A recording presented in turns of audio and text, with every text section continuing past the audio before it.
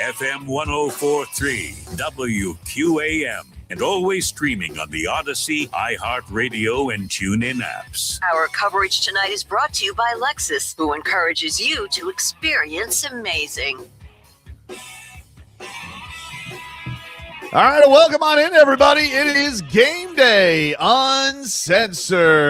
Glad to be with you here tonight on a sports holiday, ladies and gentlemen. It is NFL Draft Night. Brendan Tobin here alongside Alejandro Solano. What's going on, dude? You got your Dolphins hoodie on? You ready to rock?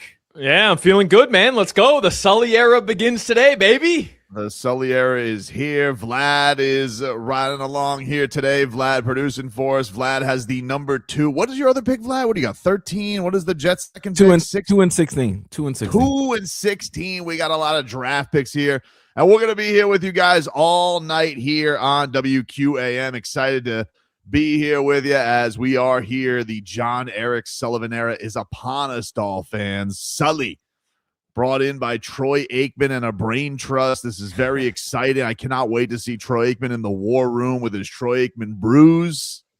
He's going to be there, right? He's going to be in the war room, Toby? He better be. I mean, he is the picker of the picker. Like, I don't understand why he wouldn't be there tonight. He is basically the grandfather of this Dolphins era. So I feel like Troy Aikman needs to be in the war room, like a proud grandpappy. He needs to just be sitting there looking at these two, and hopefully they don't blow it. You know, that's all I'm hoping for. They've said a lot of good things.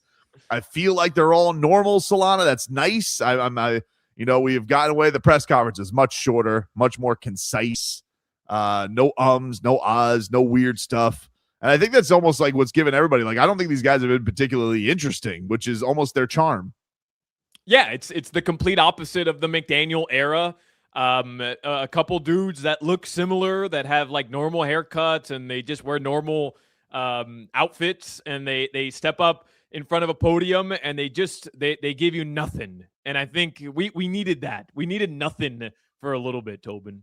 Yeah, so we're happy to have you guys here along. Our plan is to be here through both picks. The Dolphins are picking at 30. So I looked up on AI.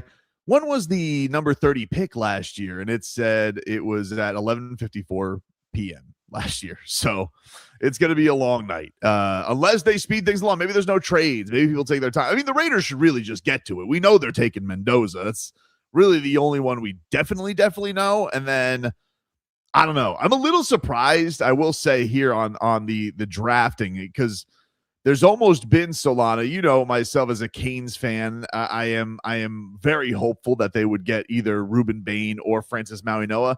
And I think the thing that I find odd is not the Ruben Bain one, because there are other good pass rushers. I'm finding it very surprising that the top of the draft seems to be going running back and Jeremiah Love over a right tackle or guard to fortify lines with teams like the Cardinals and the Titans. I mean, like, if I was the Titans and I looked and I had Cam Ward to protect, I would think, obviously I'm going to put a lineman in front of him. And they're like, no, maybe not, because we have Robert Saleh. We want to go defense. And I'm like, but he was running for his life last year. And so, listen, other teams' foibles may be the Dolphins' fortune here, and they may get one of these two elite Canes falling their way.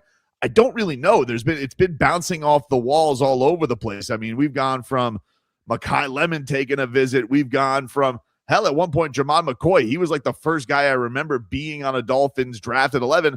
Now everybody says his knee is made of porcelain. You can't draft him. So, like, we've run the gamut over these last few months, Solana. Yeah. Yeah. I mean, this is one of those weird drafts, Tobin, where outside of Fernando Mendoza, I don't know what's going to happen. Like, I've seen all the Jeremiah Love stuff at number 3 to the Cardinals. That doesn't really make any sense to me. Like, you're starting this massive rebuild. You're going to go with, and not that Jeremiah Love isn't, a quality guy. Obviously, the dude's a stud. But I don't know, like, that one doesn't make any sense to me. And I don't really know what to expect. I don't really know at this point, as the draft is underway, who's going to be there at 11. I don't know if Mauigoa is going to be in the top 10. I don't know if Ruben Bain is going to be there for Miami. I know everybody's telling me that Delane is the guy that's going to be there for the Dolphins. So I've kind of talked myself into that being a fun pick that we should be excited for. But genuinely, Tobin, like, I think that's what makes the night really special, is that Normally at around this time, you have an idea who the top 3, 4, 5 guys are going to be. And I don't. I have no idea with this draft. Yeah, it's pretty wild. Vlad, your team at number 2, Arvell Reese. It felt like it was going there very early, but now the winds have seemed to shift over to David Bailey. Like, is that where you're confident it's going to go tonight? Do you have a preference? I don't have a preference, but I think it's Arvell Reese. I think it's been a smoke screen, this David Bailey. I think it's been a smoke screen the whole time. So I just think I think either teams want to see who might jump, try to jump to make a trade, possibly if they really like a particular player. But I think the Jets are good. It's either going to be Reese and Bailey, and I think it's been Reese in the beginning. It's been Bailey of late. I think it goes back to Reese. Yeah, I always feel like these things are interesting because it's like you wonder how much the mind changes through the process and then how much it goes. Because that's the other thing too, Solana, is we're sitting here and everybody's like, oh man, there could be something wild happening. There could be trades that are going to go in here. You're talking about Jerry Jones is 100 years old. And this is all going to affect the Dolphins because everybody's going to seemingly want to hop into that top 10, which could kick somebody down that the Dolphins either may value a lot more because they got their eye on somebody else. And so that's what's been so interesting about this draft season for the Dolphins. It's been two things. It's so much different than last year because I felt like the Dolphins were so purely going on need. Nothing against Kenneth Grant, that I hope he has a good, Dolphins career. But the Dolphins so very much like had to fill a void that they didn't have on their team. And because of that, like everything fun was kind of out the window for Miami. Whereas this year, there's so many needs. It does feel like it feels like they can't blow this. Now, it is the Dolphins, but it feels like, how could you blow this? There's so many places that you could go here to help your team that is right at the studs of rebuilding. Yeah, we're trying to lay a foundation, Tobin. You could F up a foundation. Like you can. And look, I'm not going to be the guy today that crushes the first pick of Sully. I'm willing to give this regime a chance. We talked about it. They've been boring, but I think that's been a welcome a breath of fresh air for us. They just want to get to work. They seem like gritty dudes. Like all that stuff is good, right? So they've won the pre-draft process already in my eyes. But the reality is the Dolphins historically in my lifetime have let us down a lot in this type of situation. We hope that this is kind of turning the page, new chapter, new era, and that's not going to be the case. But I think a big question mark is, like, what are we going to learn about John Eric Sullivan today, the general manager? I know what he's told us. I know what him and Hafley have preached, which is they want tough physical dudes. They want guys in the trenches. They want to build it the right way, and they want to just smack people in the mouth. And all that sounds great. It really does. But what are they going to do at 11 if the two guys that they wanted aren't there? And I think we're going to learn a little bit about them in terms of like what they really want to do to establish what it is that they call their culture moving forward. Well, I think I think it's interesting because I think part of this has been so fascinating because all we really get on them for, a month plus is, hey, it's Green Bay way. It's kind of going to be interesting to see. All right, now we get to see how he's putting his own twist on it. What's he going to go with? What's going to work for him? And again, like there's so many paths that this could fall that's a little bit out of their control. We know this. They're not trading up. Right? Like that would be the most stunning thing, basically on their word. That would be pretty surprising.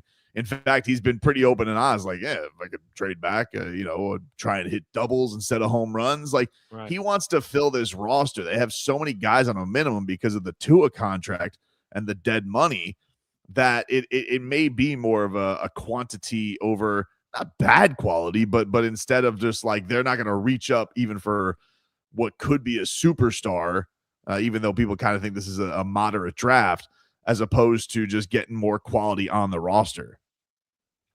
But the question is, if they really want to build from down low in the trenches, do they almost have to just get the best offensive lineman available, the best edge rusher available? And who knows? Like that could very well be Reuben Bain, right? That could be Francis Mauigoa, depending on how this plays out.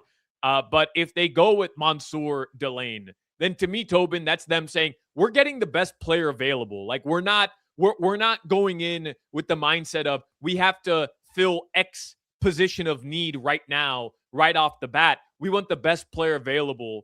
And that's what I'm kind of looking to learn about these guys. Like, are they just going to say, no, we're building the trenches and then we'll work on everything else? Or do they want talented dudes? And guys, you said that they're trying to hit doubles. I do think at 11, you can hit a home run, even though everybody talks about how this draft is not a great draft and so on and so forth. Like, we've all heard that a million times by now, but you can still hit a home run at 11 in this draft. Well, I think the thing is that what leads to a lot of home runs, it's a hanging curveball, which is usually somebody else's mistake. And that's what it is. It's not even just the good swing. Is could somebody just tee it up there for you for John Eric Sullivan? The Raiders pick is in. We all think, oh, it's finally in?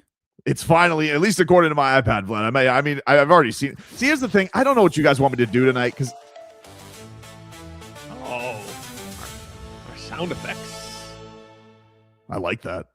Yeah, because they finally just showed the Raiders coming up to the board now.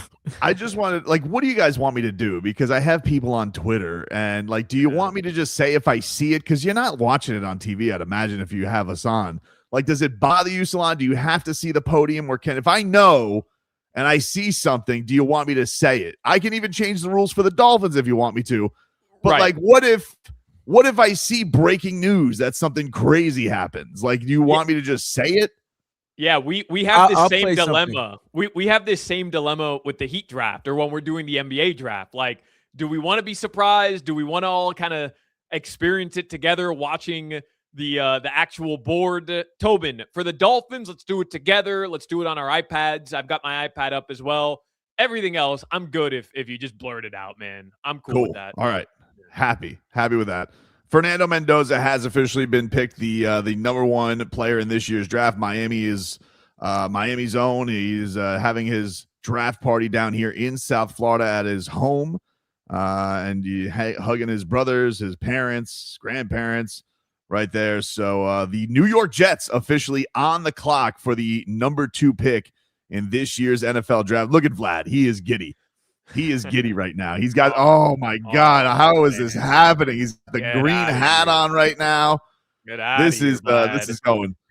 Lewis also says, F what you said, Solana. The chat's going to blow it anyways. That's a fair point. I mean, the chat is going to know before anyway. So, like, what am I doing here? Like, if I know, I feel like I should just say it. It feels like we should go. Jordan Schultz it looked like it was a watch party at Flanagan's for I don't know, maybe for Mendoza. Hey. You listen, they're no dummies. They probably got they've been doing the Miami tour recently. The little brother was hosting at the Heat game. He threw out the first pitch. I'm sure a couple of green cups there, Vlad, for some their own green. Probably not a mistake. But we got a googly eyes emoji here from Jordan Schultz on Twitter. So we'll see if maybe some things are happening with this draft party. But yeah, man, this is an exciting one. First one in the book. Mendoza goes to the Raiders. No surprise there. And now the draft, as they say, really. Remember when Bill Parcells drafted Jake Long, but he told us like a week and a half earlier? I was thinking about that earlier. Didn't the NFL almost kind of have to make a rule like, hey, don't do that. Don't he ruined it. Yeah. They ruined it. They had him signed to a contract already. Well, it happened with Baker Mayfield and the Browns. I think you're right. Vlad. But that was. I think it's good, Toby. I don't want to be going through 5. There was no need for 5 minutes of the Raiders doing this to us. Well, the thing is, I think it's just because this Roger Goodell, he's done this move now for like the last 7 years where this thing's been on the road. They've left Radio City Music Hall, and he likes bringing out all the legends. So he deflects the boos. He's like a troll. Yep.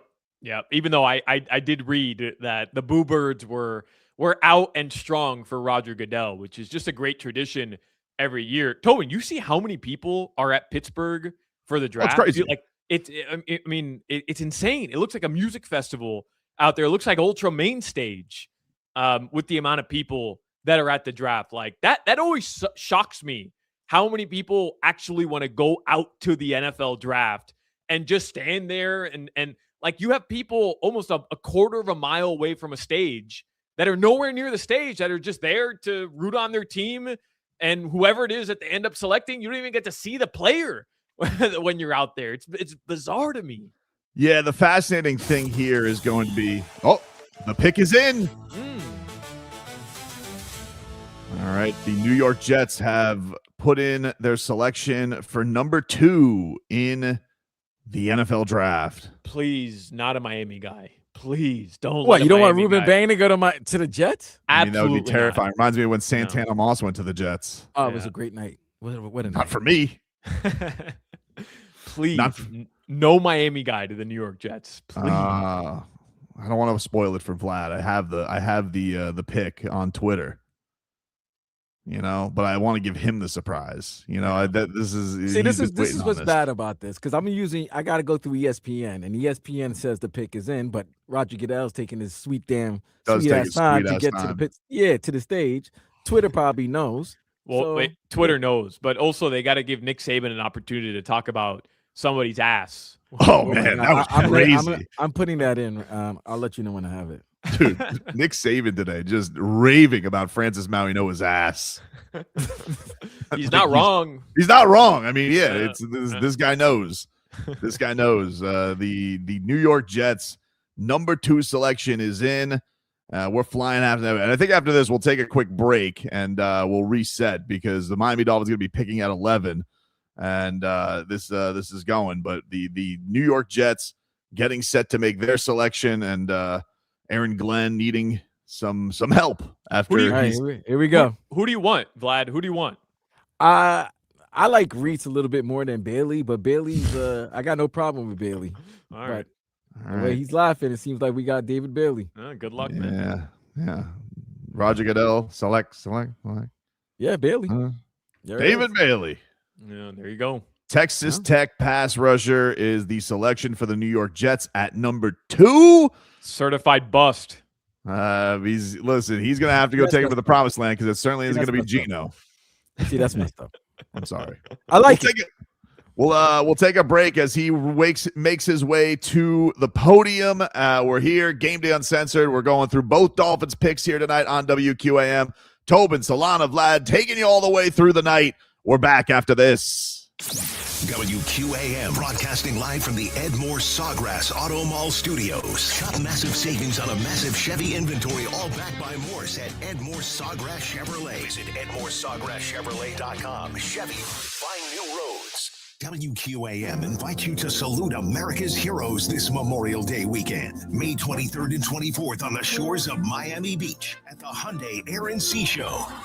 Free to the public, so bring the whole family. The greatest show above the earth is bigger and better than ever. Don't miss the 5 city blocks of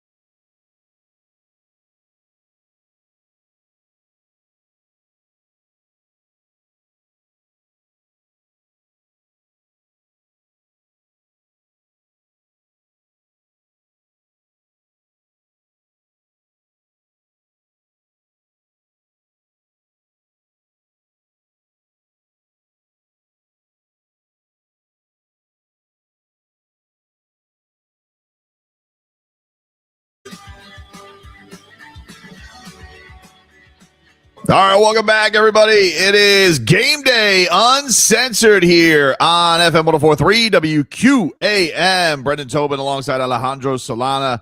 The New York Jets have selected David Bailey from Texas Tech with their pick at number 2. The Las Vegas Raiders got things started off. No surprise, they took Fernando Mendoza, number 1. And now the Cardinals pick is in. They have shortened the in-between time to 8 minutes. So it is 8 minutes now.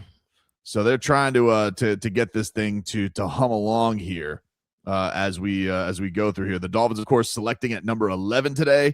So that is very exciting. We'll see how this all shakes out. And this is really the pick that everybody's talking about with what's going to be the big one.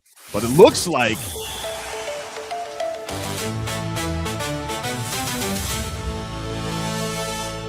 the pick is in, and they are going with Notre Dame running back. Wow. Jeremiah Love. Wow. Jeremiah Love is going number 3 to the Arizona Cardinals. Been a lot of fodder that the owner over there wanted some excitement, wanted a jolt. I find it's crazy that they're not going with Maui Noah, or they're not going with Reese or anything in the trenches. They are, by the way, are about to enter a point where they have to sweeten up the pot for Jacoby Brissett to keep him coming to camp. No. I like this move. So they take Jeremiah Love, Notre Dame running back, number 3 overall. That's crazy, man. I didn't think they were actually going to end up doing it. I don't think it's a terrible pick, but like you got to rebuild. You're going with a running back and a rebuild. I mean, that's crazy, man. Well, they may trade in. I mean, this is the thing that we got to watch out for them. They're a loose cannon because everybody thinks that they're potentially going to, trade back in to go get Ty Simpson, right, which is something that we obviously got to look out for with the Dolphins. So that could be their move here anyway. I mean, they could be finding. They say, hey, we got this stud right here at 3. We're going to help our young quarterback right off the bat. And Jeremiah Love, while he did not wreck the Canes, and the Canes have been living rent-free in his head ever since week 1, he's good. He's good. I mean, let's not mince words. The guy's very talented. Gentlemen, that's a good sign. Yeah? For the Dolphins? Yes, because one, Francis Mauanoa was scheduled to be drafted by the Arizona Cardinals. One of the teams that was expected to be on his list, one of the teams that wanted to get him. So the fact that he is not going to Arizona, that means 8 more picks, 8 more picks until we get to the Dolphins. I got to give a shout out to our boy Alex Dono, who's petty is strong, where he just tweets out after the pick, 33 yards. Of course, his total against the Miami Hurricanes this year. So, look, I mean, if he wouldn't have stopped yapping about it the entire time, I mean, he hasn't stopped, he was rooting for other teams to beat the Canes, just living. He's like, please, somebody. So I guess him and Mendoza can go get go meet at the rookie symposium and then have an espresso or something like that. How about this? The Cardinals' new draft selection, Jeremiah Love, will make $50.5 million fully guaranteed on his rookie contract, according to Ari Myrov. That's the most fully guaranteed money ever given to a running back in NFL history. So he's going to make less when he comes up for his new deal? Yeah, he's going to make a lot less. It is a new deal. We should mention Solana. The big a big storyline so far for the Dolphins this year. Obviously they traded Jalen Waddle and they got pick number 30, which is it was understandable. I think from that perspective, like Jalen Waddle was a really good player. I don't even think it's I don't want to burn the guy. I just think that the biggest thing that I looked at with that is, if Jalen Waddle had a really good year, I think he was probably going to come back to the Dolphins looking for a new deal next year. And I just think the Dolphins are like, we should probably just reset this puppy and go in another direction. But the Achane one, because of running backs, is a fascinating one because this dude was amazing last year. I mean, literally, if the Dolphins would probably be picking number 1 if it was not for Devon Achane's season last year. So I don't know if you want to be mad at him or not. But he obviously came into this off season. He wants a new contract, understandably so. He's a 3rd-round pick. He does not have that Jeremiah Love money. And the GM has been pretty steadfast. We're not trading him. He doesn't show up for the first phase of OTAs, but then does for phase 2, as what's been reported as a sign of good faith after Sully's press conference last week. You surprised that the Dolphins are going in this direction, or do you feel like you should just completely continue, not only rip it down to the studs, but start digging into the dirt and trade Devon Achane? Do you still think that maybe it's a last minute thing that happens here today? Or do we live in a Devon Achane kicking ass world with Malik Willis? I don't think they trade him today. And look, if they do, then we're going to have a much more interesting night and then a much more interesting day tomorrow to recap all of it.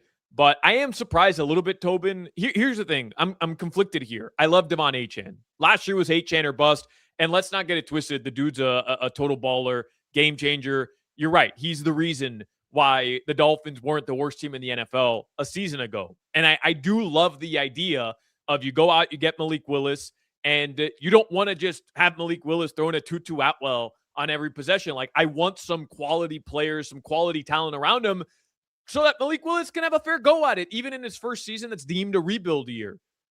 But I also know that when you're rebuilding, go ahead, Tobin, if you got to break in. The pick is in for the Tennessee Titans. Let's go. I like this pace. Let me get that. It's flying right now. I love this. Let's get to it. The Dolphins are on the. Well, not yet. Not yet, Earl. yet. Calm down, Earl. Calm down. Calm down, Earl.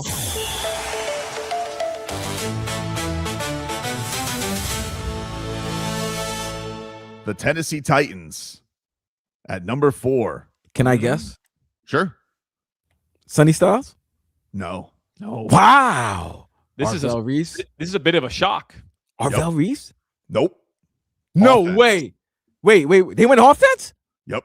Cornell Tate? Carnell Tate. Wow. According to Jordan Schultz. I mean, we'll find out officially here in just a second, but on Jordan Schultz, who's been putting all the pics on social media, shout out to him and Starbucks. He says the Titans have selected Ohio State wide receiver Carnell Tate at number 4. Wow. This draft is gone. This draft is gone. Well, crazy. that's why it's crazy. Like, all it takes is one of these situations where Arizona goes running back, and then Tennessee, I thought they might trade back, Tobin. Like, trade back from the 4 spot, get an extra second round pick. They need people to protect Cam Ward, bro. Like, they have a lot of spots to fill as well on that team, but they're like, nah, we'll find somebody he can throw the ball to. Let's go get a wide receiver Uno to get him the ball. It is interesting because, we look at the Maui Noah thing, and this was the first team that I thought could have still taken him. There was all smokescreen, but it has been reported that Maui Noah has the back thing, an asymptomatic herniated disc. He's never missed a game, never missed a practice, according to Mario Cristobal. But yeah, that is good news because as people have been kind of going at. Now, Carnell Tate's a fascinating one because I feel like he's the only wide receiver, Solana, in this draft. I really haven't even looked at the Dolphins because I never thought they had a chance of getting him. No shot. But I got burned on that last year with the Heat with Kasper Jakachonis. I had no idea how to pronounce his name. I was like, man, what? So I do think this is high, though. I was like, whoa, I didn't think that. I thought they were going to go with somebody on the line at least, or Jeremiah Love if he was there. But obviously they wanted a weapon. If they were snooping around Love and they didn't get him, they're like, all right, we're going to go get another weapon for our young QB and the Robert Saleh era. So, yep, this is flying fast and heavy right now on NFL Draft Night. Fernando Mendoza, number 1, no surprise. David Bailey to the Jets, number 2. Jeremiah Love went number 3, and now Carnell Tate, wide receiver from Ohio State, number 4, with the New York Football Giants on the clock. And Tobin, for Maui Noah / Bane dreams for us Miami fans, this is trending. I don't want to speak too soon. I don't want to jinx it. Knock on wood. This is trending in a good direction here. Yes. If you're, I mean, Vlad, how could it not be? Maybe for Mao Noah.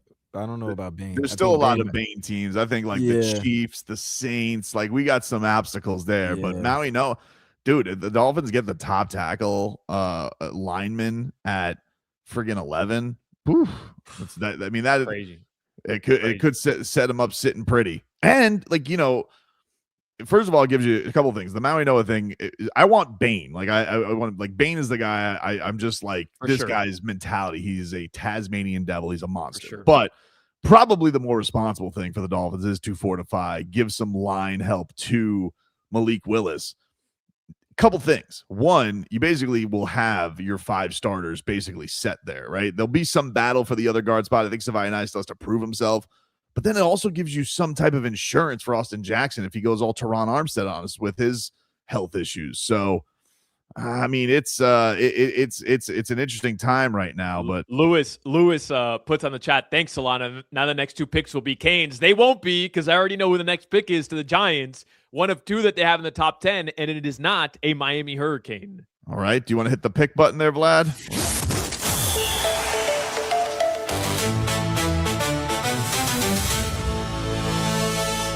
Let me guess.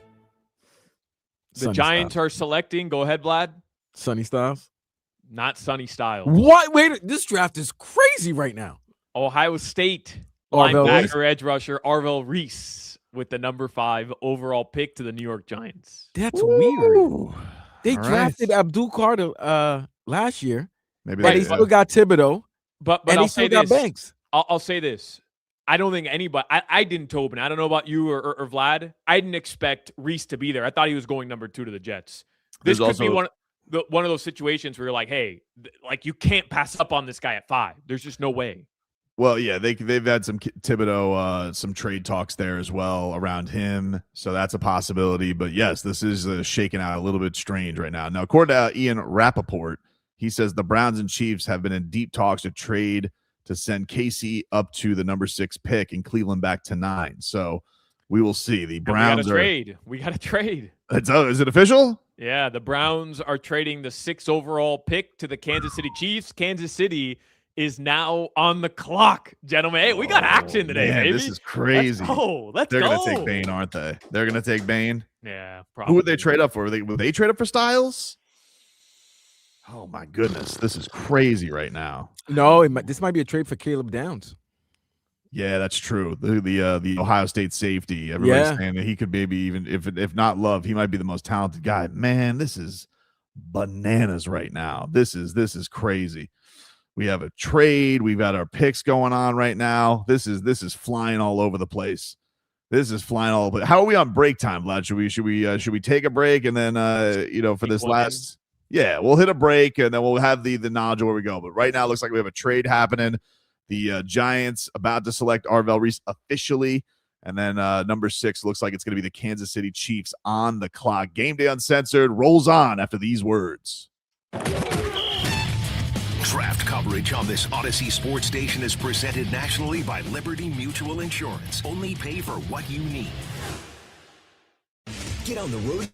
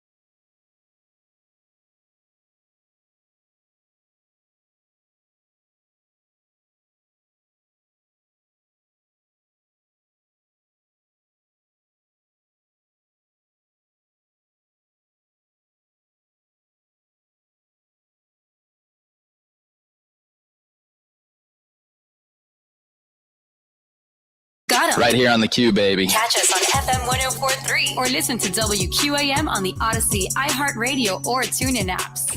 Don't miss a thing. Now let's get back to Game Day Uncensored. NFL Draft 2026. Football plays here. FM 104.3 WQAM. And always streaming on the Odyssey, iHeartRadio, and TuneIn apps. Our coverage tonight is brought to you by Lexus, who encourages you to experience amazing. Welcome back, everybody. Welcome back. It is Game Day Uncensored here on FM 104.3 WQAM. The draft is hot and heavy right now. Your Miami Dolphins are officially 6 picks away. But I mean, the way Twitter's going right now, I'm sorry, Solana. The rules have been broken. I'm loose out on this one. I can't help it. The genie's out of the bottle. TV's too far behind the real world. You got to get with the times. Sooner or later, robots are going to do this anyway. So let's just get used to it right now. But if you guys are just tuning in, I'll give you a little recap of where we're at right now. For those driving around, Fernando Mendoza, no surprise, Indiana's quarterback goes number 1 to the Las Vegas Raiders. David Bailey, pass rusher from Texas Tech, goes number 2 to the New York Jets.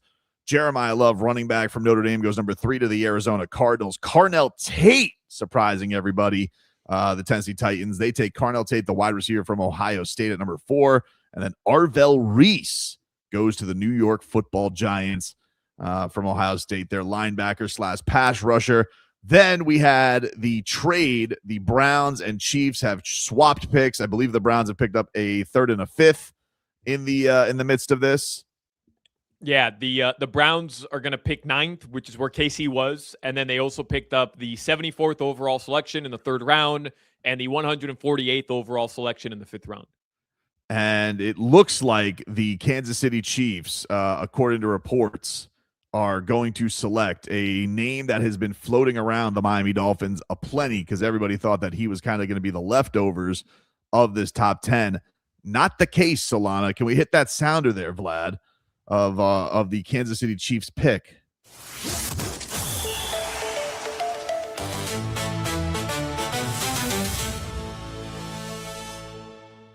So it appears the Kansas City Chiefs are about to select Mansour Delane, cornerback, LSU, is going to Kansas City after this trade. So they have gone up and they have bolstered their cornerback spot, and he is now off the board for the Miami Dolphins. Wow. Damn. So they moved 3 spots up to get him.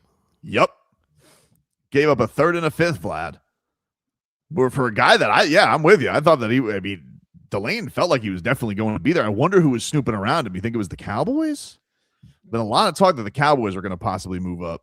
Right. Maybe the Cowboys. I saw a lot of that too, Tobin, that they were going to trade up. But it's weird just because the Chiefs do have a lot of holes to fill too. But bro, they've got a lot to do to rebuild that defense and get back to just being where they want to be. Obviously, when Mahomes is healthy, I kind of expected them to take a wide receiver just based on the fact that they need some more weaponry. I got another pick in, Tobin. I love that I know just based off your reaction. No. I'm sweating this one. This has been crazy. The Chiefs pick. Now they're officially going to go and bring Roger Goodell up to make the pick, and they're finally catching up because they were way behind. I mean, I ain't gonna hold you. People are ripping me right now because I'm sending my group chats the picks, and they're like, "Stop sending us these picks so early." I'm like, "What's going on here?" And here's the other thing: ESPN. I don't know if they're on delay because that Giants pick they had that Giants banner for like the last 15 minutes, and that thing happened already. Dude, they have to have all those people walk up there and back and forth. They got to get the hats and the cards for these guys. Like, they just can't keep up. Like, I'm seeing our boy Cunyo's on Twitter. He goes, "This is going well." What do you want? This is the world. I'm sorry. We're moving fast. I don't know what to tell you. It's nice. The pageantry is great. But we're going to sit here left in the dust with the times waiting for television. And if you don't want to, you can absolutely sit there and you can wait for the picks. There's other shows for that. I don't know why you would be listening to us, and I don't know why you would either not be out listening to you would be out watching the draft instead of listening to us. And if you're watching on YouTube, then you don't want to hear what these bozos have to say anyway. You want to hear us. Exactly. And the Commanders, their pick is in as well, according to Jordan Schultz. Ooh, this Schultz, he's ruining it for everybody. I love it.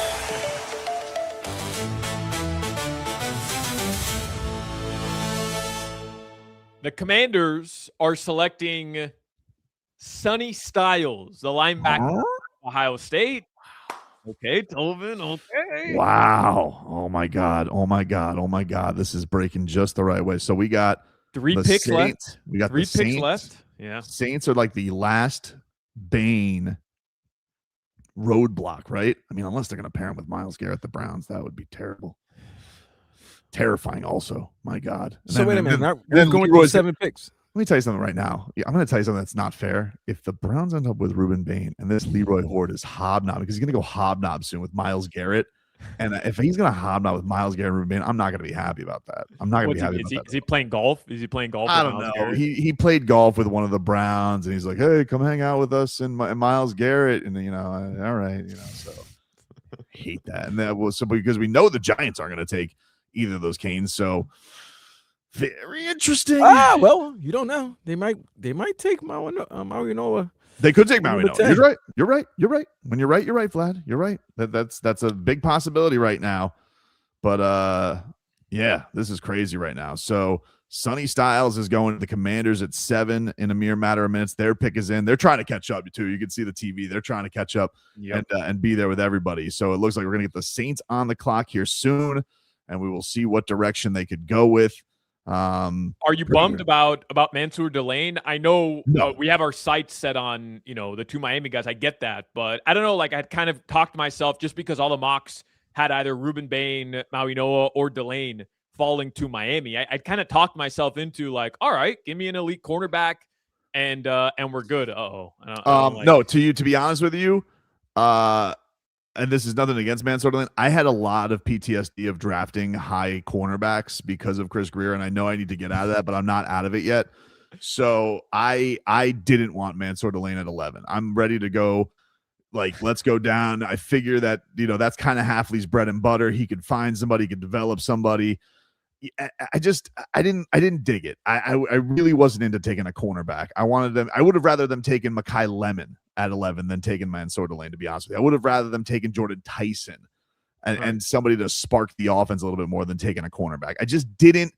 Cornerback was the one position outside of quarterback and running back. I was like, no thanks. I wasn't into it. By the way, Tobin, credit to us. To us. Yep. We went 47 minutes without a Chris Greer reference on today's draft show. You had the first one, and you didn't even crush him. You kind of did. But we went 47 minutes without crushing Chris Greer. I say that's hats off to all of us involved. And the Saints pick is in, by the way. Wait, the Saints already at damn. Okay, here we go.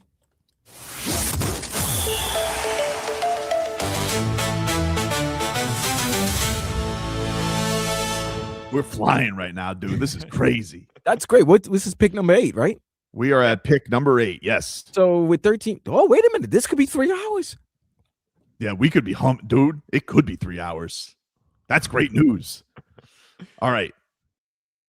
Jordan Schultz has tweeted out the number 8 pick is in, and the New Orleans Saints have selected Arizona State wide receiver Jordan Tyson. Yep. Wow. All right. So 2 wide receivers off the board in the top 10 right now. Unbelievable. Maui Noah and Ruben Bain are both on the board. We got the Giants and the Browns left. So it looks like one of those Hurricanes is going to be available. One more pick to make that official, but either Maui Noah or Ruben Bain could be available to the Miami Dolphins at 11. This is absolutely bananas, dude. That's crazy, man. Well, That's Cleveland, be careful about Cleveland. They need offensive line help, so this might have been a move. But we know if Cleveland doesn't take Maui Noah here, yeah, you basically the Miami Dolphins are going to have a choice between Ruben Bain Jr. or Francis Maui Noah. If I could put my go ahead about that. No, I was just going to say how would you like Man, I know you said it's Ruben Bain for you, Bain's for 100%. me. But Yeah. if they're both there, I mean, I think the responsible thing is probably Maui Noah, but I want Ruben Bain. you want the sexy pick? Yeah, give me the He's sexy pick. he's just a menace, dude. He's a menace. I feel like the defense needs it. I don't feel like they have anybody like him, right? I feel okay about the offensive line. Not great, but I feel okay. I just think Ruben Bain's going to be an absolute monster. So that's who I want. But here's the thing. I want to just, if I could put my Canes homer hat on here for a second, all these Ohio State Buckeyes going before these two idiots. I don't know what to tell you. They whooped their ass. I don't know what to tell you, but hey, you guys can get swept up with your Ryan Day nonsense. It's fine. It's fine. It's fine. Well, settle down with that for a second because we might end up with Caleb Downs. Oh yeah. I always wanted that guy. Yeah, and we might have to switch our entire vibe on Ohio State real quick, Tobin. Oh my God, this is crazy, dude. This is crazy right now. So we have this flying in. All right, the Commanders. They're doing a Man of the Year award. They got the Commanders pick about to go there. This is what's the frustrating part of this coverage, because they're still on the Commanders right now in ESPN, and two picks have already been.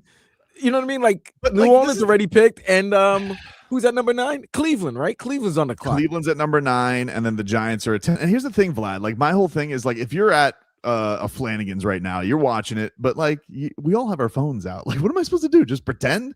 We sit there, we're like, I'm sorry. It is what it is. Wow, this is crazy. The Miami Dolphins, couple picks away. This is exciting. This is exciting, ladies and gentlemen. Oh, no. Yeah, you're getting a Hurricane. You're getting Ruben Bain. Well, don't jinx it. You're getting Ruben Bain. Bro, God, you're getting Ruben Bain. Dude. Who's at 9? Cleveland, correct? Cleveland. They don't need a pass rusher. They got Myles Garrett.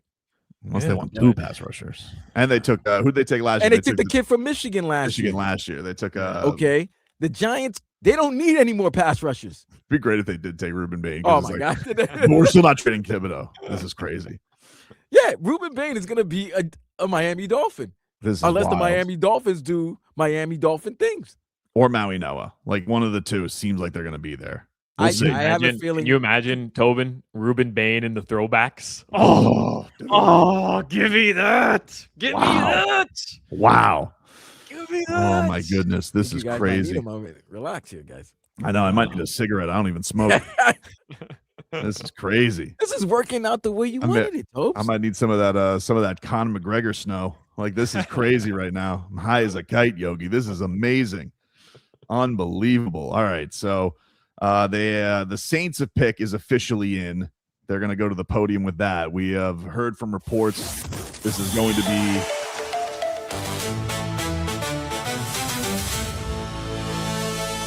great job with the sounder, by the way. I love that thing. Yeah. It's going to be Jordan Tyson, and then we will have to await the Cleveland Browns, who have traded back already in this draft. They were 6, they went back to 9, and the Chiefs took Mansour Delane from LSU. Wow, this is fun. This is a lot of fun. Unbelievable. Hey, Tobin, do you wanna sneak in a break here? That way we can come back and make sure we're here for the Dolphins pick before news breaks. Yeah. I mean, what do you think, Vlad? How are we on time? We good? I mean, let me look at that. You could go another 2 minutes because by the time the Dolphins come back, we'll already be at the top of the hour. I think we should. We'll give it a couple more minutes, see if anybody else, because it has gone quiet. All of a sudden, somebody stole. It's like somebody kidnapped Jordan Schultz. He's been kidnapped. Probably Ian Rappaport. Probably threw some coffee in his face. Hey, if you would have told me that the Dolphins are going to end up with one of Francis Maui-Noah, Ruben Bain, or Caleb Downs, I would have said, hey, man, that's a hell of a pick at 11. And it's looking like you're going to end up with one of those 3. So I think if you're a Dolphins fan already, you're feeling good right now. Guys, says no Bain, no DN has been successful the last 20 years with that arm length. Who gives a rat's ass, dude? Have you obviously you didn't watch it. Did you? Hey, dude, did you see when he did this like 4 times in the playoffs where he took a lineman with him to go tackle the running back out on the edge? He's a monster. He literally could be out. You could tie arms behind his back and he will probably chew through his face mask to go get the quarterback. It doesn't matter with him, dude. I just don't understand what the idea there, though, is. Like, oh, let's not pay attention to any of his tape and let me just look at measurables. Like, no, go watch him. He dominated the top teams in college football game after game after game after game. Yeah, if and that great. doesn't matter, then like what matters? I don't understand. You know what? You know what's gonna be great? He'll get plenty of practice against Patrick Paul and his giant arms. So we'll be all right, dude. All right, we'll take a break now. We'll reset and we will bring you your draft coverage. Miami Dolphins, we believe next hour when they're there, we will have their pick. Very exciting. Could have a Miami Hurricane, one of the champs there for the Dolphins to take at 11. We'll be back with more Game Day Uncensored after this. The Marlins are off today. They start a West Coast trip tomorrow night with the Giants. First pitch at 10:15.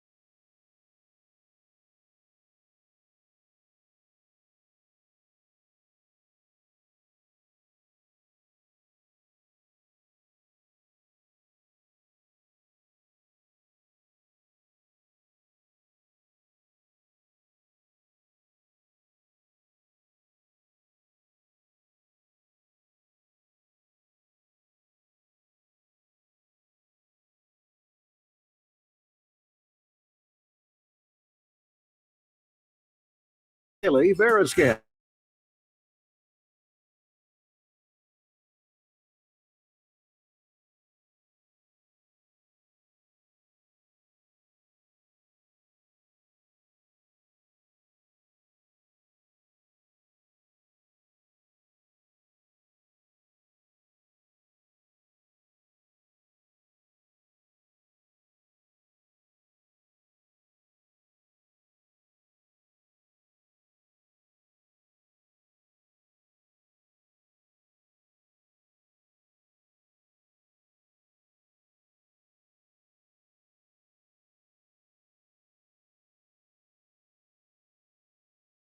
Miami Heat, Miami Hurricanes basketball. And now, the new home of the two-time World Series winner, Miami Marlins. Powered by Anajar and Levine Accident Attorneys. Call 1-800-747-FREE. That's 1-800-747-3733.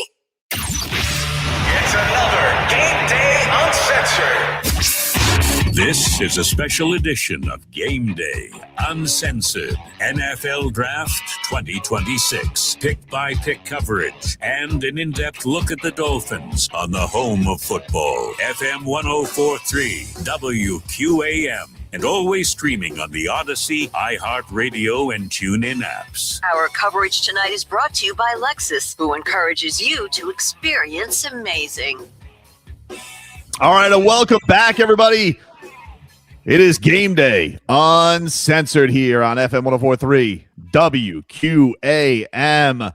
Brendan Tobin, Alejandro Solana here with you as we take you through our draft night. Vlad producing for us here tonight as your Miami Dolphins about to be on the. They actually just tweeted out that they are on the clock officially. They're on the the Dolphins themselves are like, F it. We're on the tweet clock. out. We're on the clock, baby. We're on the clock. So the Dolphins are even ahead of ESPN. So if you want things flying, this is how we're going here today. If you're just tuning in, we have been waiting. We're on Kane's watch right now. And just during the break, all right, both of the top two offensive tackles have gone off the board. The Cleveland Browns took Spencer Fano from Utah at number 9. And it has just been reported that the New York Giants at number 10 are going to take Francis Mauigoa at number 10. Francis Mauigoa is going to the New York Giants. And the Miami Dolphins are now on the clock, and Ruben Bain is sitting right there for the Miami Dolphins. This is absolutely crazy right now, dude. This is absolutely crazy right now. This is absolutely crazy. Ruben Bain in the throwbacks, baby. God, this is going to be incredible if we get Ruben Bain, dude. What if we get Ruben Bain? This is going to be crazy. Give it to me. Oh my God. Oh, my goodness. This is a wild time, ladies and gentlemen. Your Miami Dolphins getting set to make their pick, the first pick of the John Eric Sullivan era. And Miami Hurricanes great. Ruben Bain is sitting there at 11 if they want him. Is sitting right there if they want him. So you're 3 picks early. They better want him, Toby. Dude, I know. It's crazy. Vlad, the Dolphins already tweeted out that they're on the clock. It's crazy. Dude, they still on the Saints with Jordan Tyson. It's like they haven't gone to Spencer Fano. They haven't done, Mauigoa. They haven't done none of that. You got Caleb Downs still there too. Safety out of Ohio State. Mekhi Lemon, wide receiver. Kenyon Sadiq, tight end. Monroe Freeling, the tackle out of Georgia. Vega Ione, the guard out of Penn State, also there for the Miami Dolphins. But Ruben Bain is obviously, look, I've been very clear about this. This is exactly what I want the Miami Dolphins to take. And unbelievable, dude. This is where we're at right now. This is crazy times. I didn't think it was going to happen, man. I really thought Ruben Bain was going to go top 7, top 8 for sure. Caleb Downs, Tobin, is the only person I think I would be disappointed at this point if it's not Ruben Bain. Don't get me wrong. But I wouldn't be upset if it's Caleb Downs. I wouldn't be, because I think, that's such a massive hole that the Dolphins need to fill. Mm-hmm. But give me Ruben Bain, bro. Give me Ruben Bain. Let's go. Jesus. This is insane. This is insane. All right, we are awaiting. We're refreshing feverishly. If you see some Solana, let me know, because ESPN's useless. I mean, they're 100 picks behind. They're not with the times right now. I need Troy Aikman to do the right thing. Go tell Sully, hey, listen, I know I told you, big dog, it was your pick, but we're taking Ruben Bain. I don't know what to tell you, dude. Me and Halfley decided it. Does it make you nervous though that they're waiting this long? No, I'm not gonna get them. No good things happen to me. The way things have been going with sports lately, this is wild. But yeah, I'll recap the draft here while we wait officially of what's in. But you have Fernando Mendoza, number 1, David Bailey, 2 to the Jets, Jeremiah Love, 3 to the Cardinals, 4, Carnell Tate, wide receiver out of Ohio State, to the Titans, Arvell Reese went number 5 to the Giants, Mansour Delane in a trade up went to the Chiefs at 6, Sonny Styles from Ohio State went to the Commanders at 7. 8 was Arizona State wide receiver Jordan Tyson. Spencer Fano, Utah offensive tackle, went number 9 to the Browns, who traded back. And the Giants have made it official, or are going to make it official soon. Their pick is in now, and they are going to take Francis Maui-Noah at number 10 from that trade where they just traded Dexter Lawrence to the Cincinnati Bengals. Oh my goodness. This is a wild one. And all right, don't tweet about things that aren't picks, Jordan Schultz. Wasting my time, dude. It's amazing the Dolphins haven't been spoiled yet. Well, that's what I'm saying. Like, it's a little weird that they've been on the clock for a couple minutes now. Ruben Bain's just sitting right there. I mean, that should have already been signed, sealed, and delivered by now, Tobin. Yeah, you would think so. Unless they're trading back. I mean, like, is there a chance the Cowboys want to hop up there and he picks up something? I don't know. Oh man, this is exciting. This couldn't have played out any better for the Dolphins. Doesn't feel like it, especially with those 2 wide receivers, going so early. It was Tate going as early as he did, and it would have been cool. Like, look, they could have fortified their line a little bit with Maui-Noah, no doubt. And the Giants, they got Harbaugh there. He wants to do the prudent, responsible thing. He's already got his running back. I don't know if those guys are going to last, to be honest with you. They got Malik Neighbors. Like, they got their skill guys. Whoa, Tobin, we have a trade. Whoa! According to Field Yates, the Cowboys have traded up to pick 11. Oh, no. With the Miami Dolphins. No. What do you mean? Time out, guys. That You means they sure went it's from real? 12 to 11. They went from 12 to 11. The Right. Cowboys are number 12. So they Right. hopped up a pick? The Cowboys Yeah, they're going to get Caleb Downs, and you're Have going to moved get up Ruben Bain. to Wow. pick 11 with the Dolphins. All right. Yeah. Hold on. They're going to grab Caleb Downs, and you're going to get Oh, man. Ruben Bain Jr. Oh, man. The Cowboys traded number 11 pick to the Dolphins. The Dolphins get number 12, number 177, and number 180 All right. from the Cowboys. What was that? That's like a couple of 5th and a 6th. Yeah, 5th and a 6th. 5th and a 6th. All right, picking up roster spots. Picking up roster spots, Sully. You rascal. Now just don't break my heart. This could go. Oh. All right. No. All right. What are you gonna do, Jerry? Jerry was itching. Jerry wanted to make a trade. So the Dolphins getting 177 and 180 to swap picks with the Miami Dolphins. The pick is in. The pick is in. The Cowboys have selected Ohio State safety Caleb Downs. Oh, dude, We're let's still go. in play, baby. We still got it. play. We're still Let's here. go. Let's We're go, still here. baby. We're Let's still here, go. dude. We're Pull still out the here. cigarettes, Tobin. Pull them Come out. on, Let's dude. go. Light it up. Let's go. Let's go, Sully. What do you need, dude? You need a shoulder rub? What do you need right now? What does he need? Relax. I'm sorry. No. What does he Steven need? Ross found the right guy, baby. He found What the do we right guy. need? Let's go. What do we Steven need, Ross. dude? This is, oh, man. That's what I like. I'm going to get my guy wheeling and dealing. Hey, 12's better than 11, Tobin. I mean, who needs 11, bro? 11's trash. 12 is where it's at, baby. Let's Perfect go. dozen, Hey. dude. Do you buy 11 eggs or a dozen of eggs? You buy a dozen. That's right, Yeah. lad. What do? You open up and like a sucker, you just, there's one cracked. I'll still take this carton. No. Wow. This is very exciting. Oh my God. This Jerry Jones is a sucker. Thanks, Jerry. Yeah. Thank you, dude. Where have you seen the Downs thing? I haven't seen it yet. Ari Myrov is tweeting out that the Cowboys are selecting Ohio State safety Caleb Downs with the number 11 overall pick. And he says Jerry Jones got his guy. Good for him. I'm happy for Jerry. He's all in.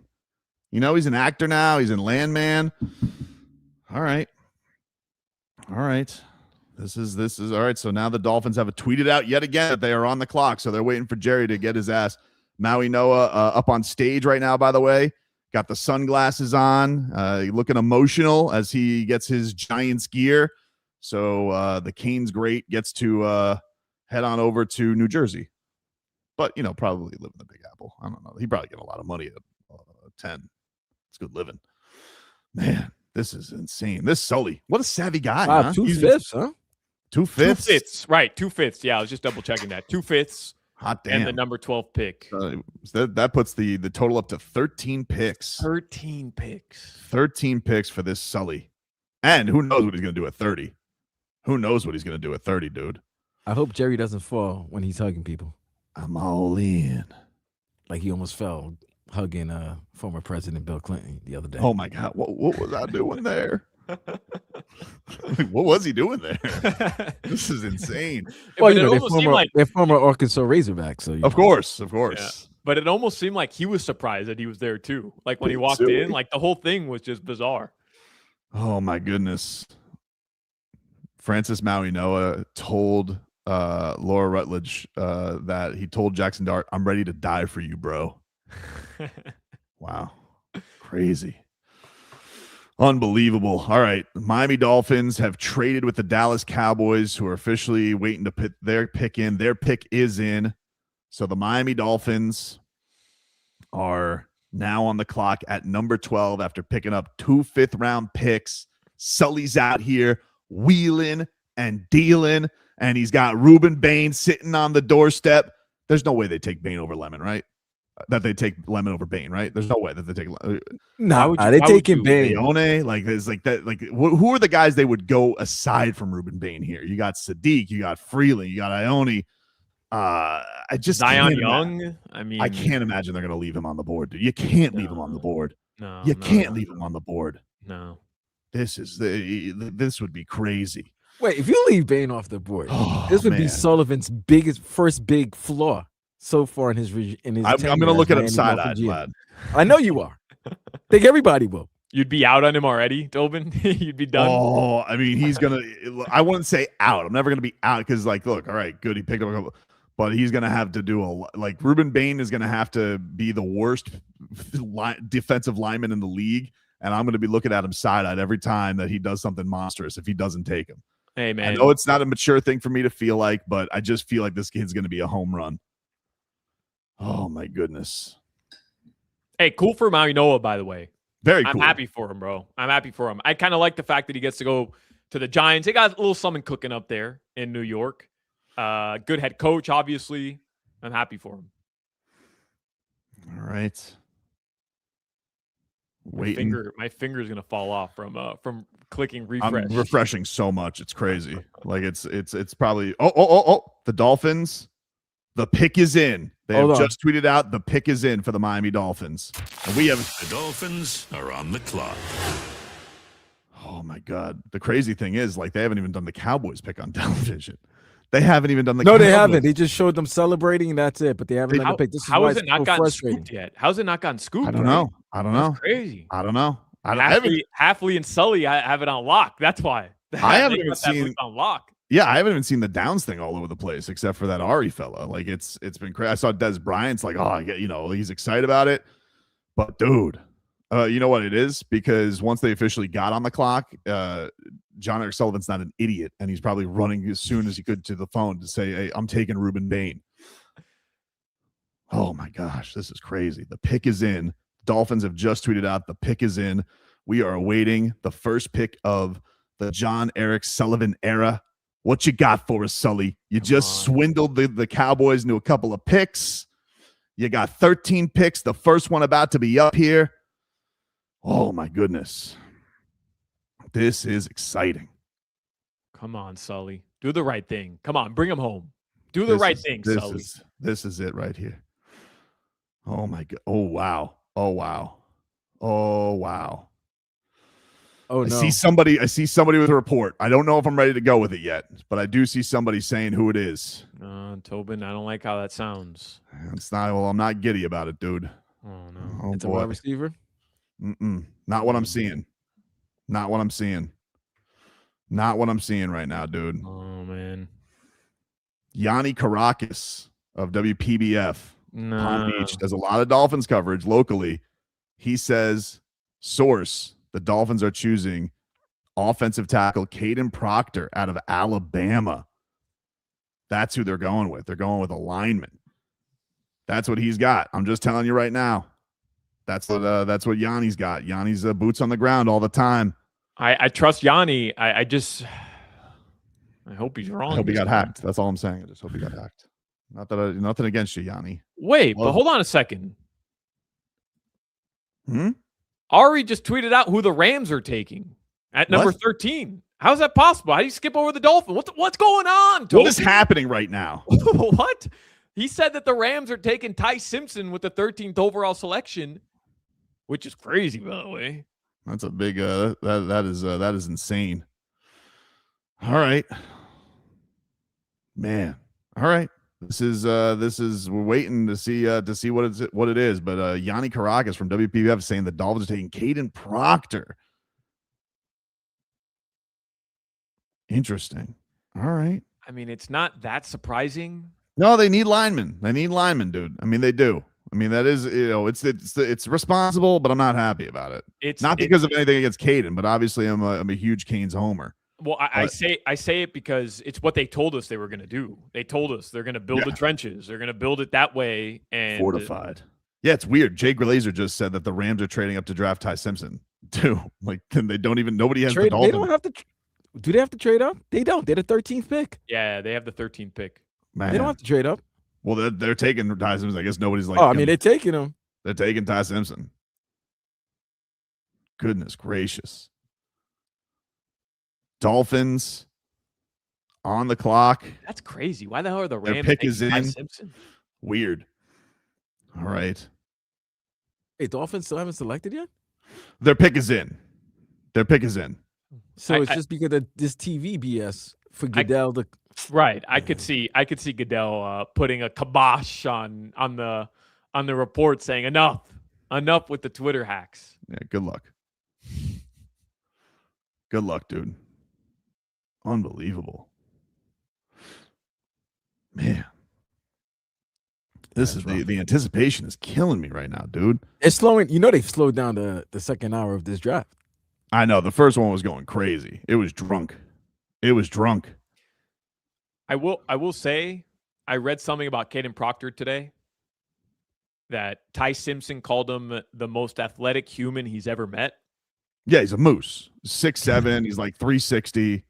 You know, it is interesting. Like, I wonder like what the shakedown's going to be of it, but young too. He's a young draft pick. So they're that's the way that we're going to go. And that's what Yanni Caracas is saying on social media right now. I'm seeing if anybody else is rocking with it, but boots on the ground. He's saying that's what the Dolphins are going with. Unbelievable. This draft has been bananas right now, dude. Well, listen, trade up and get Ruben Bain, then another pick. Now's the time to use some of those picks. Yeah, you've got a lot of picks back there, Tobin. You just got a couple extra ones in the 5th round. You trade back up, 30th, back up into the top 20. Dude, he's so going to the Ravens. It's like a waste of time anyway. I know how this works. Why? Because every awesome Cane goes to the Ravens. That's why. I already know how this is going to go. Welcome to the family. Ed Reed, Ray Lewis. There's Ruben Bain. He'll be a Hall of Famer. Sorry. Dwayne Starks. Oh, yeah, I'll be mature about this. Love you, Kaden. Oh, my goodness. All right. Still waiting. Let's go. All right. The Dolphins pick is in. Looks like they're officially heading on over. Do we hit that thing, Vlad? Hit the sounder? It looks like Roger Goodell is about to head to the podium. The Dolphins are on the clock. Nope, he's coming up. Let's hit the sounder. Here he comes to the podium. Roger Goodell.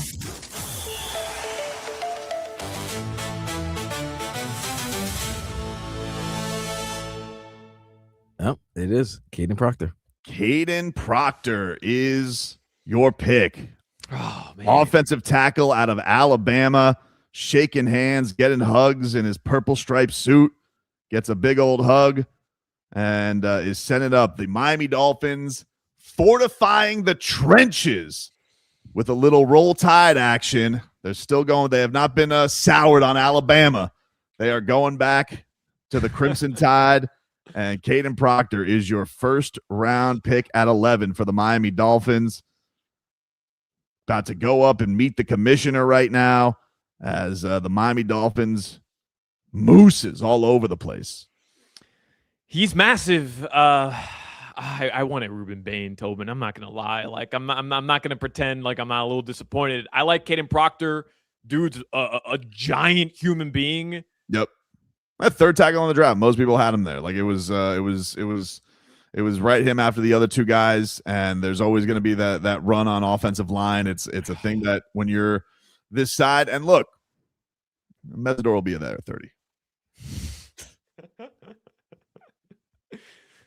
Mesidor will be there at 30, and Ruben Bain will have a Hall of Fame career for the Ravens. I mean, this is how it's going to work out.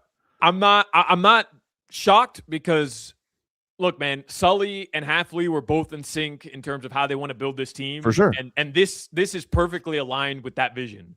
They want to build the trenches. They want to build from the inside and then work their way outside.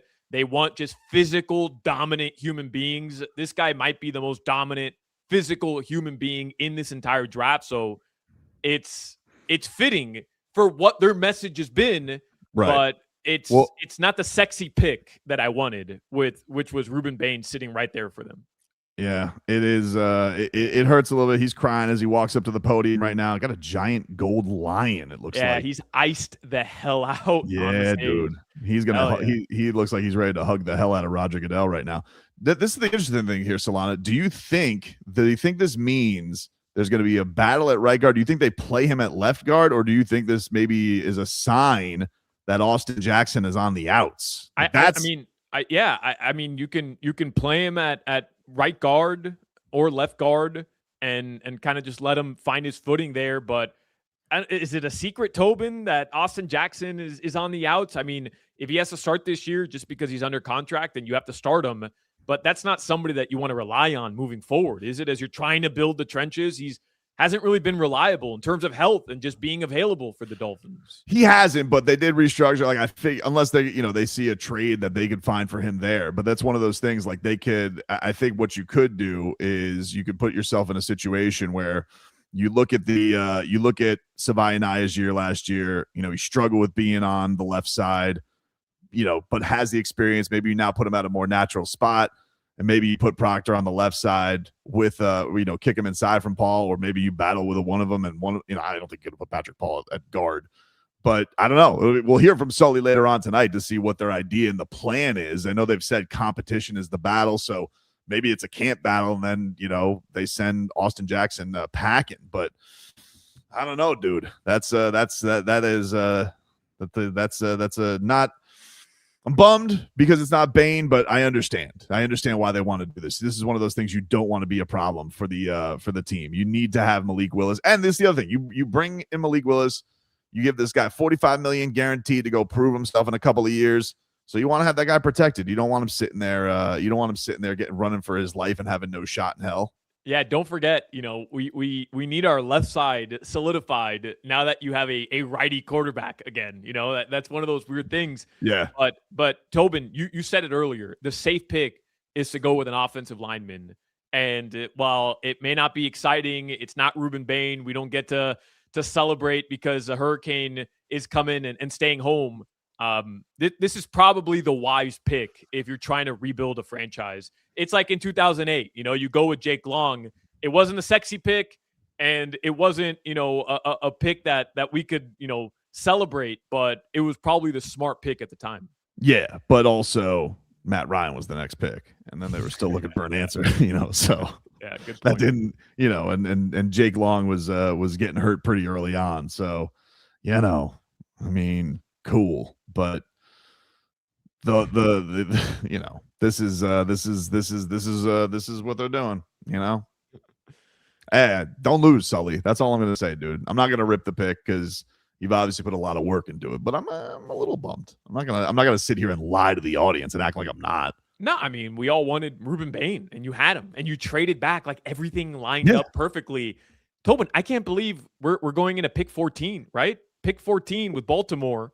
Well, I can't believe Ty Simpson went 13, right? Yeah, Ty Simpson's still going there. Wait, they still haven't announced it, have they? Yeah, Ty I Simpson? mean, it not officially on the No. TV. Oh, but they got Ruben there. They showing Ruben right now. I'm watching NFL Network. They showing Ruben. He's Yeah. nice in a beautiful brown suit, and he's just looking at his phone. Man. Yeah, So Dolphins have Ari Marav tweets out that the Rams had informed Matthew Stafford today they were going to take Ty Simpson at 13, and that the idea is this pick is for when he retires, whenever that ends up being. So I guess they had their next quarterback. I don't know. It doesn't make a lot of sense to me, Tobin, from the standpoint of you have a Super Bowl caliber quarterback. You have a 13th overall selection. Go get a player that can help you win now. Mhm. But I guess they found their guy. I guess they loved Ty Simpson. Dan Orlovsky must have infiltrated their. Oh my their God, he's scout got to team. be so happy. All right, we'll take a break. If you guys are just tuning in, we got to we've been going 25 minutes straight here, so we're gonna hit a commercial. The Dolphins have selected Kaden Proctor, offensive tackle out of Alabama, at number 12 after trading back from 11 and picking up a couple of fifth-round picks from the Dallas Cowboys. We will take a break. Back after this. WQAM broadcasting live from the Ed Moore Sawgrass Auto Mall Studios. Shop massive savings on a massive Chevy inventory, all back.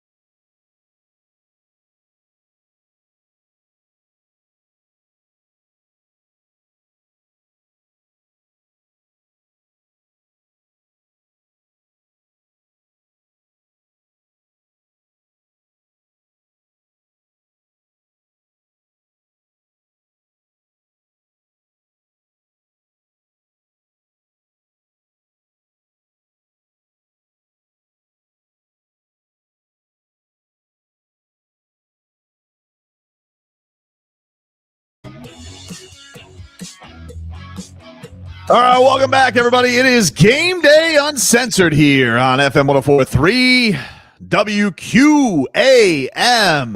And if you're just joining us here, your Miami Dolphins have made their first selection at 12. They traded back. They traded back from 11, picked up a couple of fifth-round picks from the Dallas Cowboys, who ended up taking Caleb Downs at 11. And then the Dolphins went on. We were waiting. Shout out to Yanni Caracas. He had it first, at least that I saw. WPBS Palm Beach County. Hey, up here in the 561, they can break news too, Solana, yeah, right? That's right. Yanni out there breaking the news and then became official. The Dolphins taking Kaden Proctor, offensive tackle from Alabama, 6'6", 352.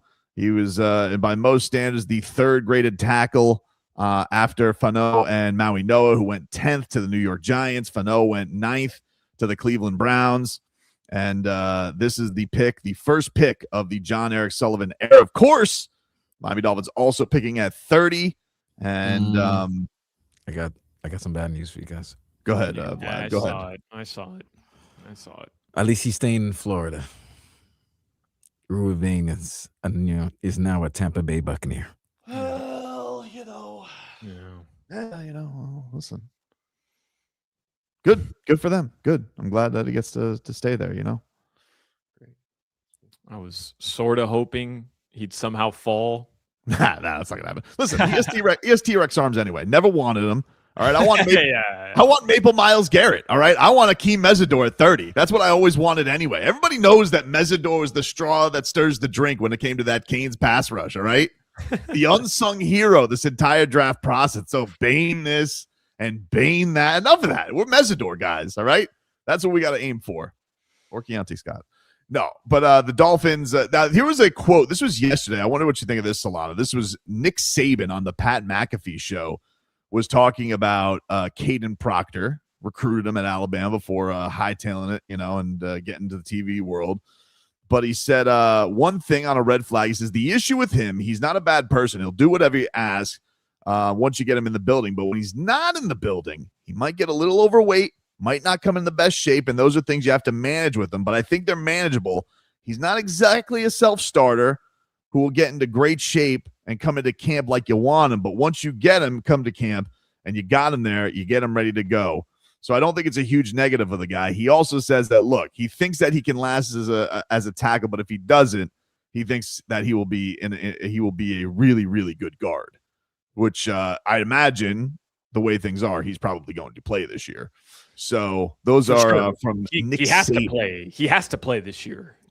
Yeah, he has to. 100%. 100%. You're drafting a guy in the top 12. Right. He better play this year, and he better start this year.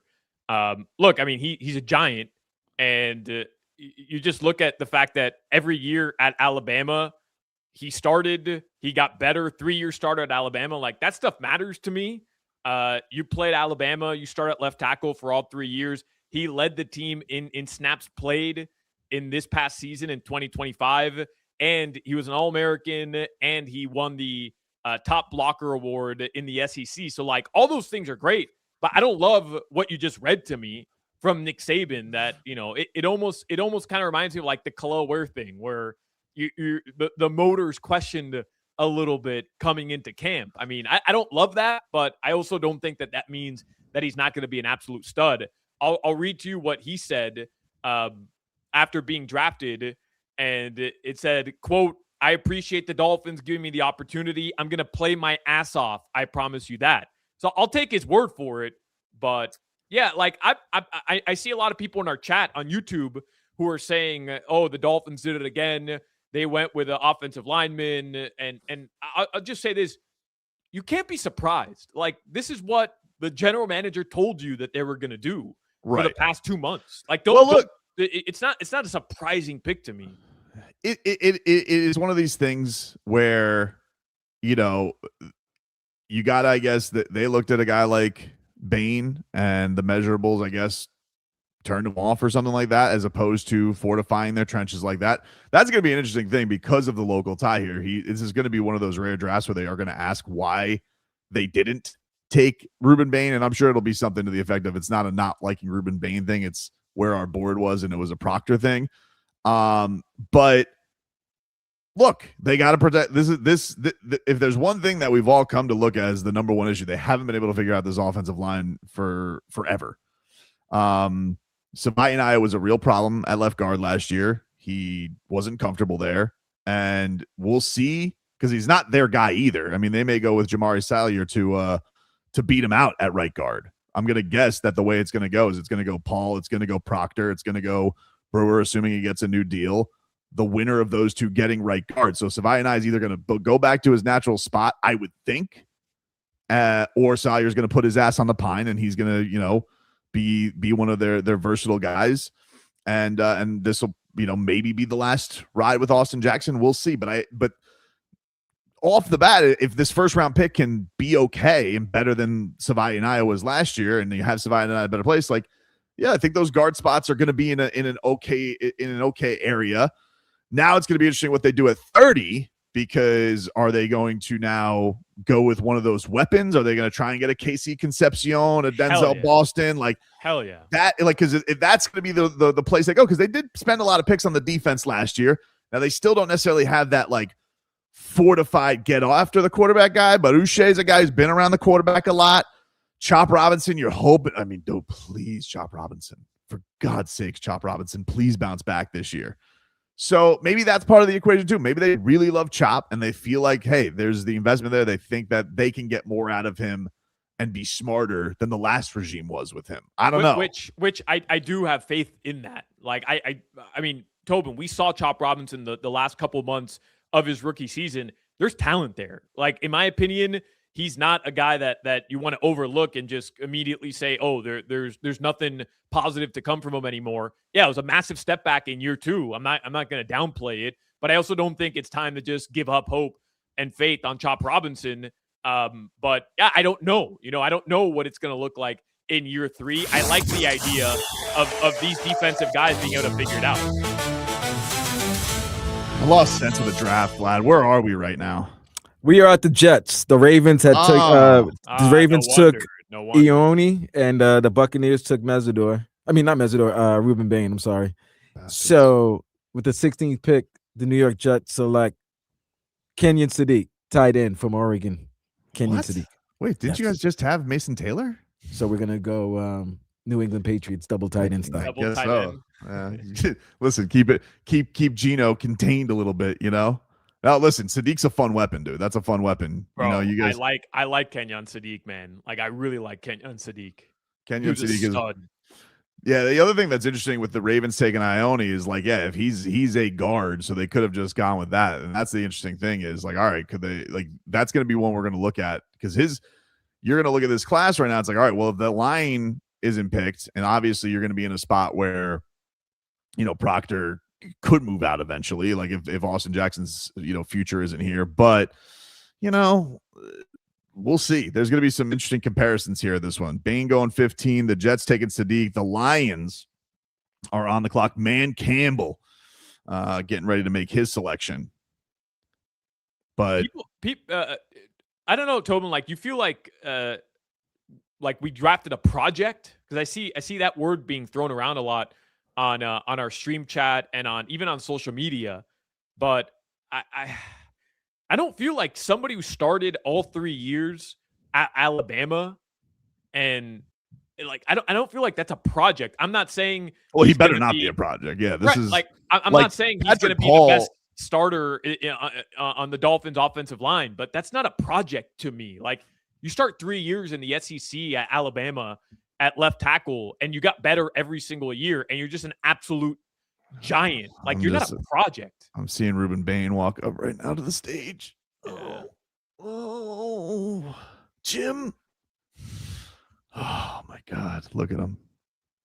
He has to be sick too, right? It's secretly Ruben Bain has to be thinking to himself, you mother bleepers didn't pick me. Are you kidding me? A Miami kid, a Miami Hurricane, a Miami Central Rocket, and I was right there. And you wanna take somebody from the Crimson Tide? Okay. Did they play the Bucs this year? The Dolphins? I don't even know. Preseason they will. They always play the Bucs. Bucks, Always Falcons, for the and Bucks. Yeah. Bucks, Falcons. No, you don't and play. You don't play Jaguars. the NFC South this year. Oh man, yeah. Well, Ruben Bain walking to the stage to get his hat, his sunglasses on, and he is giving some love to Commissioner Goodell as he is officially a Tampa Bay Buccaneer. Man, I'm rooting for him, man. I really am. Especially if fell down to 15. I'm rooting for him. Man, that is insane. Goodness Tobin, I've spent way too much time ripping the Dolphins offensive line my entire life, questioning, hey, when are we going to figure out the offensive line? When are we going to solidify the offensive line? When are we just going to finally not have to question, are we going to be able to protect our quarterback this season? My entire life, I've been questioning that. And I'm not going to sit up here and be a hypocrite. Like, this is what you got to do. If you want to solidify the offensive line, you got to go draft the 6'6" giant who's, highly regarded as a potential great offensive lineman. So I know the tenor right now, because it's not Ruben Bain, is a little down. He is, but I got to be honest with you, dude. I've seen I've seen Ione mocks. He wasn't in anybody saying that he was going to be that high. I think that's the thing, I get you. Maybe the responsible thing, and maybe he's awesome. I hope that he is. I don't want him to suck. I want Proctor to be good, but the heart wants what it wants. Salon, I don't know what to tell you, dude. I had Kaden Proctor in a couple different mocks going 12, 13, 11. Not my own personal mocks, just mocks that I've been following. Yeah. There were no top 10 for Kaden Proctor that I saw, but I had him The Athletic had him going at 13. Well, that's you took him at 12. Yeah. Well, he better be good, dude. he better be good up the front, and this line better be awesome. And hopefully it is. Hopefully we have a year where Devon Achane runs wild and Malik Willis can do some fun stuff and all that type of stuff. But we'll see. Obviously they got a lot. The one thing is they got a lot of picks. They got a lot of picks to craft this thing out.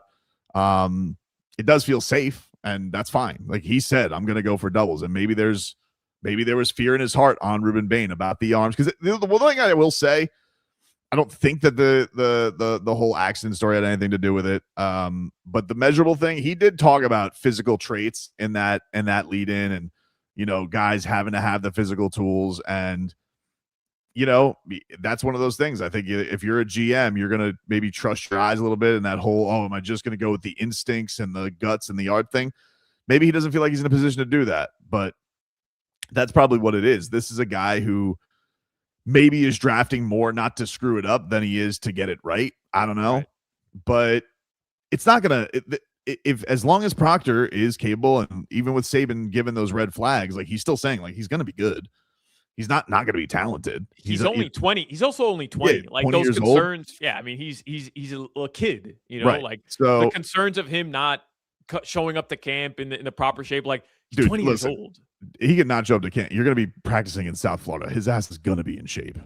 I'm sorry. Hey, spoiler alert. You're going to be in shape if you're working out here in July and August. You're going to be in the most shape ever. You're just because you're going to feel like you're melting out there. He's 6'7". He's 6'7", 380 pounds. He'll be 350 by July. If you ever want to feel just the softest, just go to Dolphins camp and watch them do it, and you feel like you're melting. Not as much maybe at the new facility, but that old facility in Davie, you got a giant reporter forearm in your face and it's dripping. Disgusting, dude. So anyway, we'll take a break. We got to get back on clock. The Dolphins take Kaden Proctor at number 12 after making a trade with the Cowboys, and they got number 30 coming up. They've picked up a couple more draft picks. We'll take a break. Back after this. Text WQAM on the Kendall Toyota text line at 305-567-0560.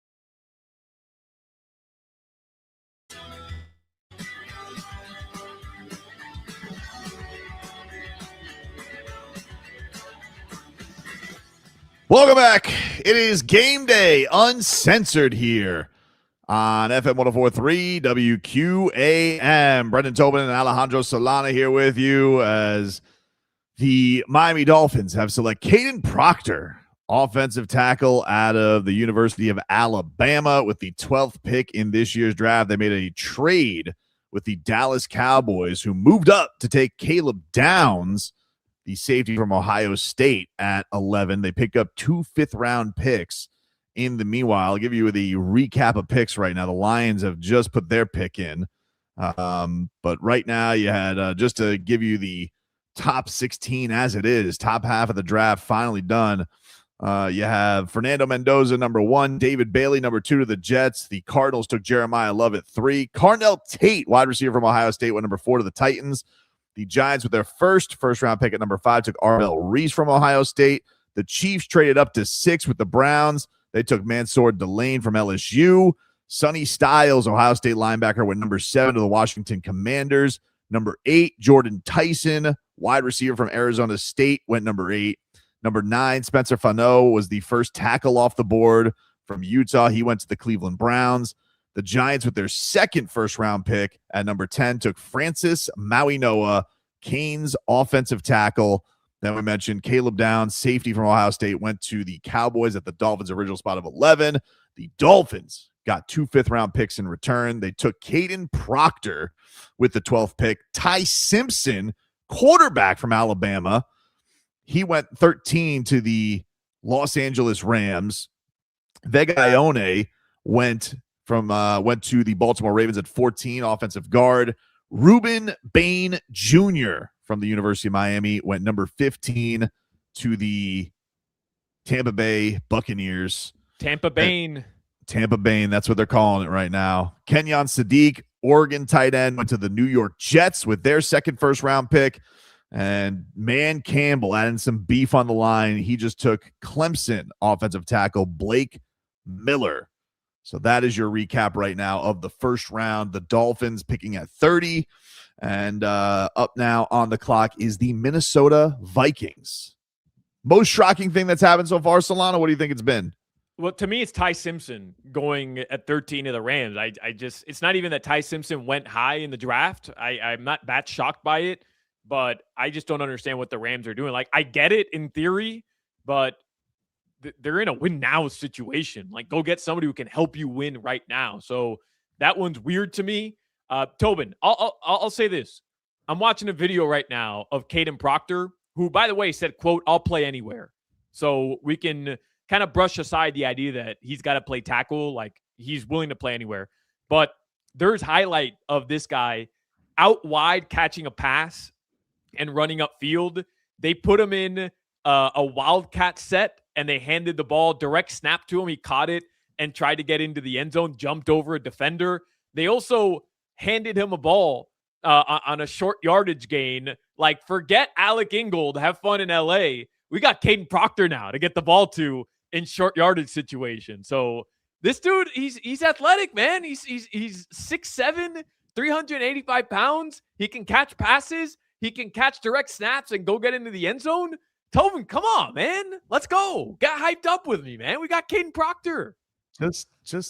Just protect the quarterback. I don't need fun. Like, what, Mike McDaniel and his hookah are out at LA now with his vape.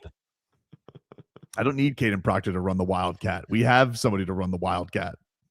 It's but look, I will say it feels, Solana, and I'm not here to just lay out the prediction, but obviously you make this pick here. They probably looked at last year with Savai and I at the left guard and like, that was a disaster, dude. We need to either put him somewhere comfortable, or we need to put him in competition to go win a guard spot. And Proctor, look, red flags aside, yeah, he has the physical talents, and you put him next to Patrick Paul, who's an absolute behemoth, and hopefully a healthy Austin Jackson. Aaron Brewer, like, dude, that guy's, I'm sure he'll get a little bit of a sweetener deal. Yeah, this should be as fortified as the line has. It should be. It better be. It should be as fortified as the line has been in a long time for the Miami Dolphins. which is a good start when you give a quarterback. Now, where this board's going to fall now for 30, I feel like the initial thing. So here's the thing. The one thing with 30 is with Ty Simpson going 13, that now probably takes the possibility, unless somebody's going to trade up for Carson Beck, which would be bananas, which some people were throwing out there that Carson Beck, there was some first round fodder around him. I don't believe Arizona. But if that happens, then maybe the Dolphins will be there to just weigh in and be able to scoop up even more picks. They're going to have a lot of cracks at this thing to fill out the roster. But yeah, the only thing that surprised me on this, to be honest with you, is like, oh, Ruben Bain was up there with all the top guys, and he fell a few picks to Tampa. But it is what it is. I still think I get it. I understand why you want this done. You want this done to go out there and make sure your QB and your offense are in a good spot. This is a mystery that has been annoying to solve forever for the Dolphins. And I think, as in the words of Sully, you want to hit doubles. You want to make sure, what do you want to do? Oh, my line needs to be fortified. Malik Willis has an opportunity to succeed. Here it is. We have a trade. What do we have there, Vlad? Between division rivals. The Philadelphia Eagles are trading their 23rd pick to the Dallas Cowboys. They're swapping 20 and 23. And Dallas is Philadelphia's giving more picks. So they're basically swapping the 20th pick and 23rd pick.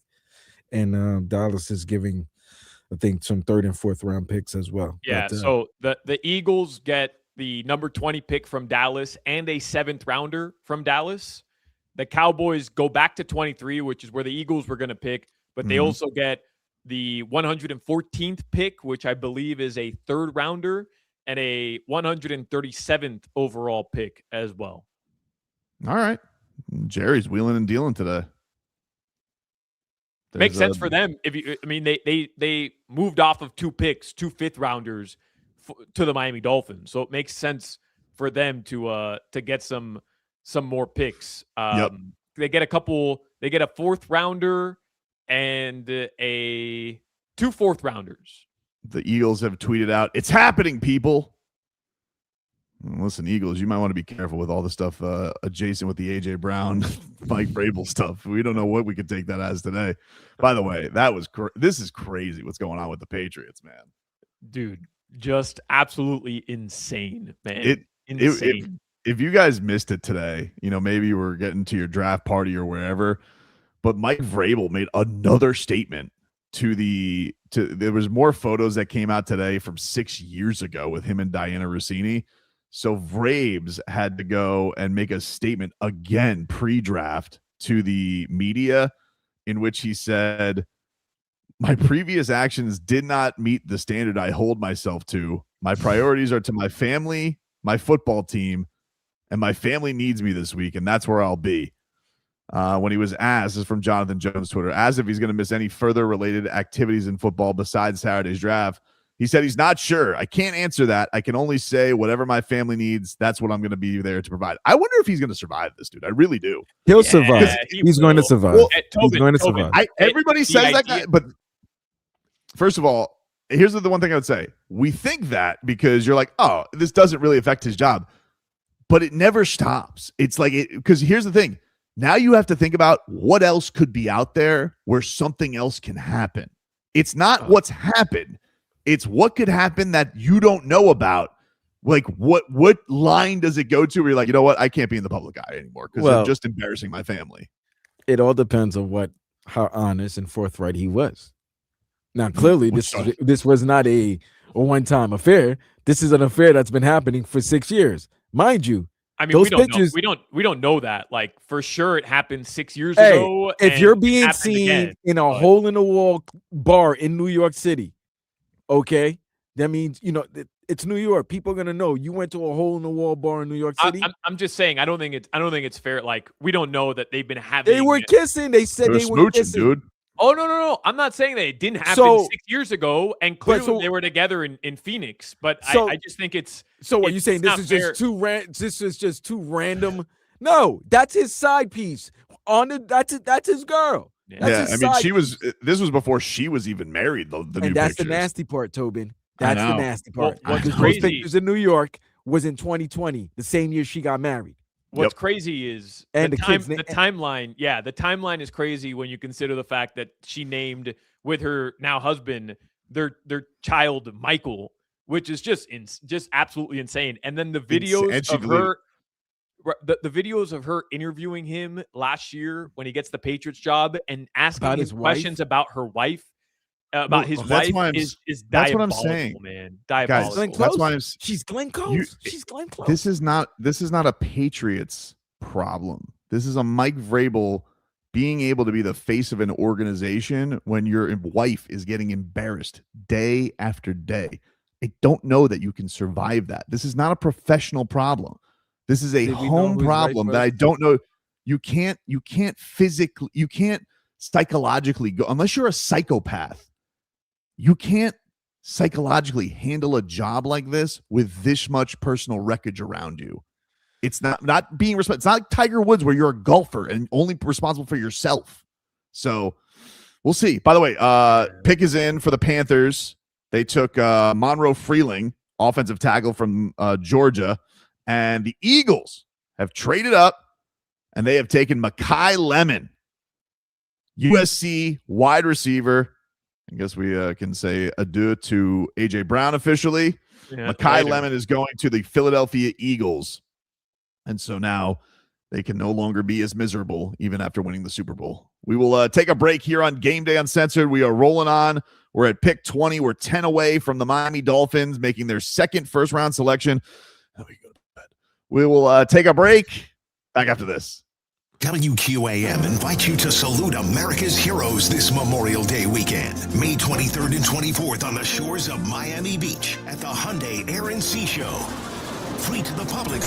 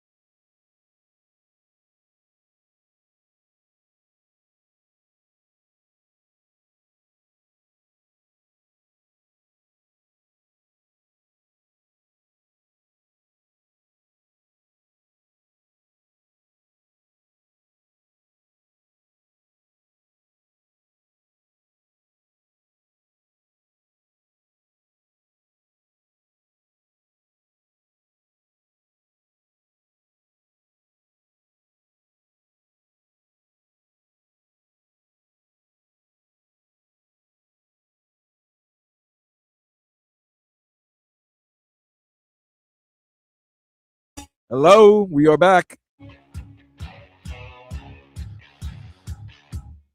All right, welcome back, everybody. You know, Vlad, I can't hear you doing the breaks, dude. You gotta. What do you mean? I even put the music on so you guys to hear, and I typed, "We are back." I can't.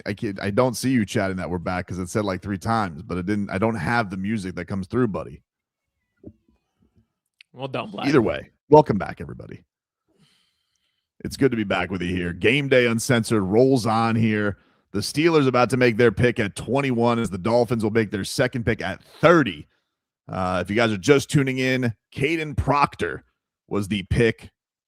Offensive tackle out of Alabama. Assume that he's going to be playing guard this season for the Miami Dolphins. Sully, we'll see what he has to say, but that is his first pick. Ruben Bain was on the board.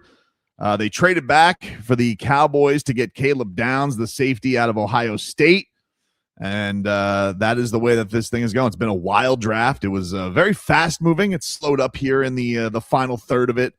But Kaden Proctor is the pick out of Alabama as the Dolphins are going to go fortify those trenches in the early going. Not exactly what I pictured happening tonight, Tobin. I was just scrolling through the Dolphins replies on their post of Kaden Proctor, and yeesh, man, like Dolphins fans are not happy right now. Which is, here's the thing, it's pretty odd because, dude, like you felt like you were in a position where impossible to anger the fan base, and yet I do think people are a little bothered with where we're at right now, which I feel bad because I want to give Proctor the chance to come in and be good and have a good career with the Miami Dolphins. But it's impossible when you have a local kid like that who is incredible and being at the part of the draft that you were at, he falls right to you and you don't take him. Yeah, people are going to feel some type of way about it, man. Yeah, but I also think, like, listen, man, we've said it a couple times. How transparent was Sully about exactly what it is that they want to do? So I understand being upset that Caleb Downs was there, but the Dolphins have so many positions and so many holes that they have to fill. They're able to get 2 more picks that they're going to be able to use to fill some of those holes while trying to save a ton of money because they gave Tua a boatload of money to not play here anymore. Like, you just have to be a little bit realistic. And look, if you're a Dolphins fan and you're upset that they didn't get Ruben Bain, I'm with you. Like, I was bummed out. I thought we had Ruben Bain locked up. I thought Ruben Bain was going to be in the Dolphins throwback jerseys. Like, I was all for it. But I'm also not going to sit here and pretend like, oh, the Dolphins just effed up their entire draft because they took Kaden Proctor. Like, they told us that they wanted to build the trenches. They took a guy who's 6'7", 385 pounds and started more games than anybody at Alabama a season ago and has started 3 years in a row as an 18, 19, and 20-year-old in the SEC at Alabama. Like, if you're telling me without the context of Ruben Bain being there, that's a bad pick. But he is there. Yeah, I get it. I get it. He is there. So I get it. Chargers about to make their pick. Cowboys have traded back to 23. I didn't exactly swing you on Kaden Proctor there. You don't have to swing me. Yeah, I that's gave the you thing my is, best attempt, but I didn't. Well, look, I've been very transparent the entire time. I didn't think he was going to be there for the Dolphins. I really didn't. But the fact that he was and that he ends up falling, I'm a little crestfallen about it. It's a fine pick. And I think the other thing is if they would have just stayed and taken Downs, would I have felt better about that? It's like, oh, people are saying Downs was the best player in the draft. I could have dug that. Like, this is just not sexy, dude. I don't know what to tell you. Like, drafting offensive linemen and the third offensive lineman, it's like, it's not hot. It's not sexy. It doesn't do it for me. Like, and how about this, Vlad? Where's Nick Saban? He was gushing over Maui Noah's ass. This was his own guy, and he was like, "Yeah, you got to kick him in the ass a little bit to train." But Toby, what he did. He called him happens? Fatso. He did call him fat. But you know what happens, Tobin? When one position goes, then teams start going and selecting that, make a run at that position. That's what just happened now. Yeah. Oh man. Number 22. Mesidor. Yeah, hit our button. Hit our pick button. Oh my God.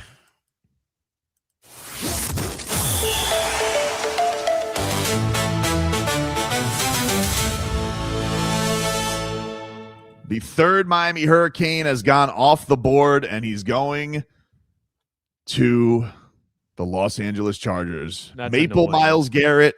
Yeah, Akeem look at the Haitian Mesidor. flag. Yeah. That's annoying, man. Of course he's going to the Chargers. Akeem Mesidor is going to the LA Chargers. So 3 Miami Hurricanes. Great job by and great day for Mario Cristobal. He's got 3 Canes. Possibility that Keontae Scott will go. He put up some crazy workout numbers.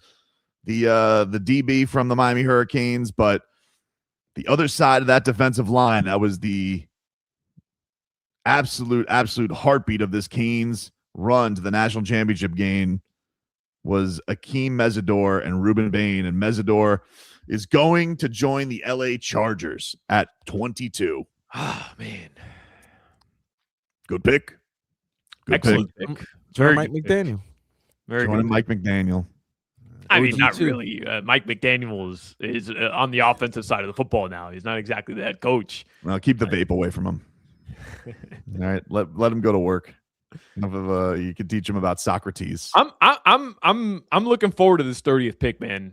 Yeah, I am. I'm not gonna let a bunch of couch experts throw me off on this draft. Like, if you can come away with a weapon here at 30, I think this is a positive draft. For Definitely. Look, I'm going to tell you this.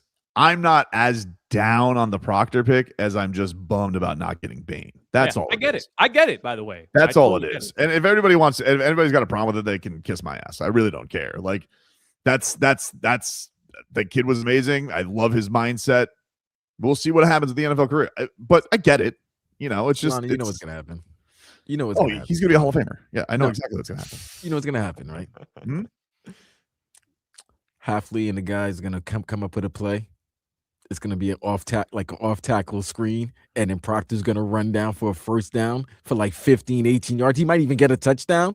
And the next day, midday, who's gonna go crazy? Mm-hmm. Because they just saw a 350-pound offensive lineman Direct snap. wiggle his way down the field for a touchdown. Direct who's snap. gonna go crazy. Hey, Right, look, right to Kaden Proctor, direct snap, and Tobin's gonna love it. He's gonna. Are eat we it supposed all to be up, there? man. Are we doing trick plays anymore? I thought we threw those out. I thought this was the Bro, with responsible him? regime. He is a mobile guy. But He is is very mobile. That they used him in Alabama. They did a off tackle screen, and he rumbled down for 18 yards and nearly scored a touchdown. Look, young, athletic, big. I'm not worried about the shape thing. You guys mentioned the age. It happens. I think this is one of those things where I think that you're going to be in a spot. He's got some good guys around him. I think you got a good line. Brewer is a supreme leader of this team. I love the head that Patrick Paul has. He has a great mindset for it. I think he's going to go into a good room. I really do. I like that offensive line room that they have. Austin Jackson was a very, flaws aside, which are mostly health. He also came into the league very, very young. So I think that he's going to have a great group of guys around him to help bring him along faster. And then again, it's either going to be, I'd imagine, Sawyer or Savaiinai, but I do think this is going to be beneficial to Savaiinai if he can go back to the right side. Yeah, for sure. And I understand why somebody looks at like Austin Jackson. That was a project. Like, you took somebody who you knew wasn't going to be ready day one to be able to start. Tobin, I will say, just being a Dolphins fan, having the PTSD of like, you draft somebody and then there's 5 guys at the same position drafted within the next 10 picks right behind him who all end up being better than the guy you took. It does scare me a little bit that you take Kaden Proctor at 12 and then there's a guard taken at 14. There's another offensive tackle taken at 17 by the Detroit Lions and Blake Miller. There's another offensive tackle taken after in Monroe Freeling out of Georgia at 19. Like, there's already been 6 offensive tackles or offensive linemen off the board. And 4 of them came after the Dolphins. That does scare me a little bit because we could be in a situation 5 years from now saying, what the F did we do? What did we do? Did we just lose Vlad? Yeah. I think we just lost our connection to the home base. Yeah. Probably had like one of those automatic updates going on from the computer. It loves to do that. Always. It just loves doing that. It loves going that route. where it's just like all of a sudden it's like, oh yeah, hey, by the way, it's time to update the computer. So anyway, some things the Dolphins have been tweeting out with the pick here. Kaden Proctor, the resume as they put out, 3-year starter, the Jacobs Blocking Trophy winner, 2025 first team All SEC, a 2025 consensus All American, and was there for the pick at number 12. So there we go. By the way, did you see the Knicks dropped it again today? I did see that. Yeah, perfect timing as Vlad's coming right back. Yeah. Elite competition meets Miami energy. A new chapter begins.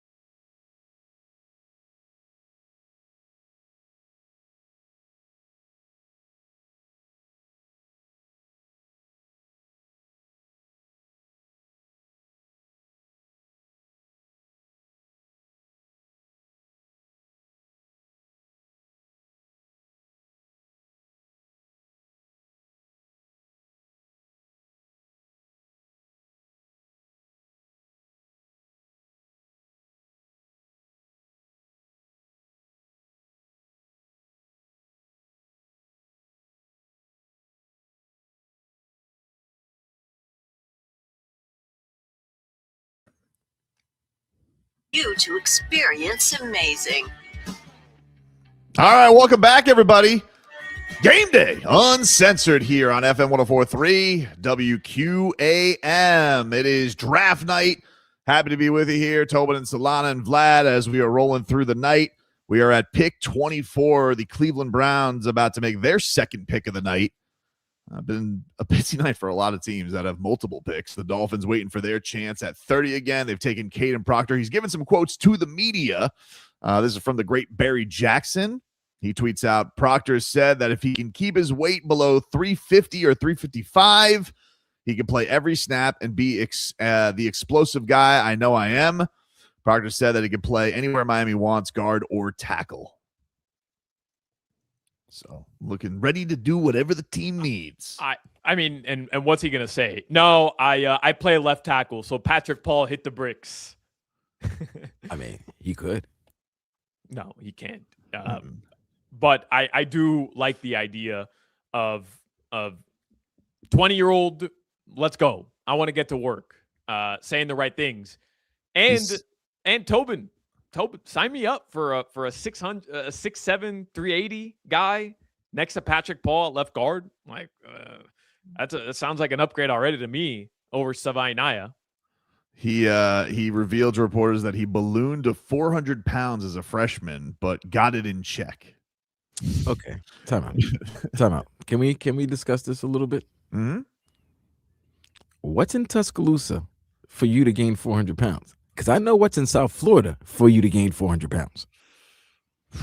I don't know, dude. Right? At Solana, am I right? Am I wrong? I mean, there's some good Southern food in Tuscaloosa, I imagine. Okay. I've never been. But are you going to compare the food, the good Southern food in Tuscaloosa to the eclectic, exotic food What in South Florida? As somebody who likes food, you'll like food everywhere.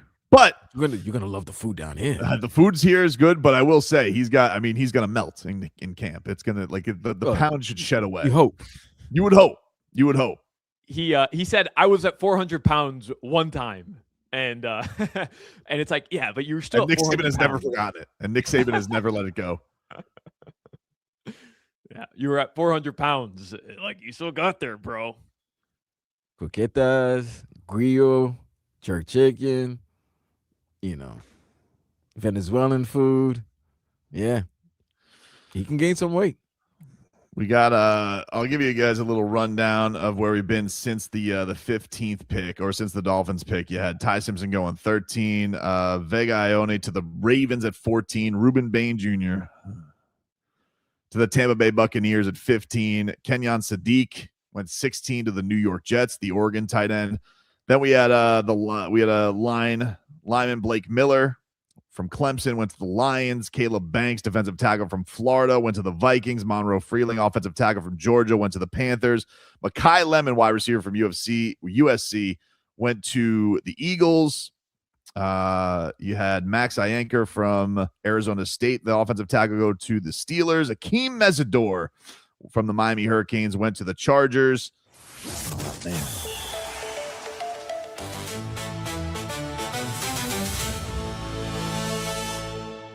Malachi Lawrence from UCF went to the Cowboys at 23, and at 24, the Cleveland Browns have just selected Casey Concepcion, wide receiver from Texas A&M, went 24. That's good. Cleveland Browns. I really wanted to get Denzel Boston from Washington. I like True.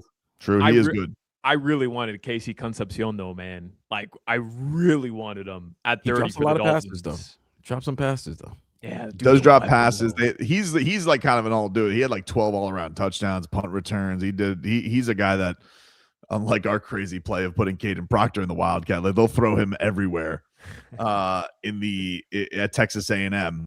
But he ends up going to Cleveland. Who knows who he'll be catching passes for? Maybe Shador, maybe Deshaun Watson, maybe Dylan Gabriel, maybe Leroy Horde. Who knows? Who knows who will be catching passes from? I don't think they know, Tobin. I don't think they know. I think I don't think the Browns know. It seems like they want to still give Deshaun Watson another whirl, which is kind of crazy to me, but whatever. Yeah. The Bears are on the clock right now at 25, so we are 6 picks away from the Dolphins being back on the clock. You have the Bears, the Bills, the 49ers, the Texans, and then the Chiefs, who got that pick when they traded McDuffie to the Rams. It wouldn't surprise me if the Dolphins end up trading out of the 30th. I'm gonna be. Listen, Sully's already on thin ice with me. If we did this, you better not trade out this late. You better not trade out this late. You better take a pick, dude. You know what I mean? For us to be there this long. So what are the Bears doing? They're gonna pick a wide receiver for the Iceman. Well, the pick is in. All right, their pick is in.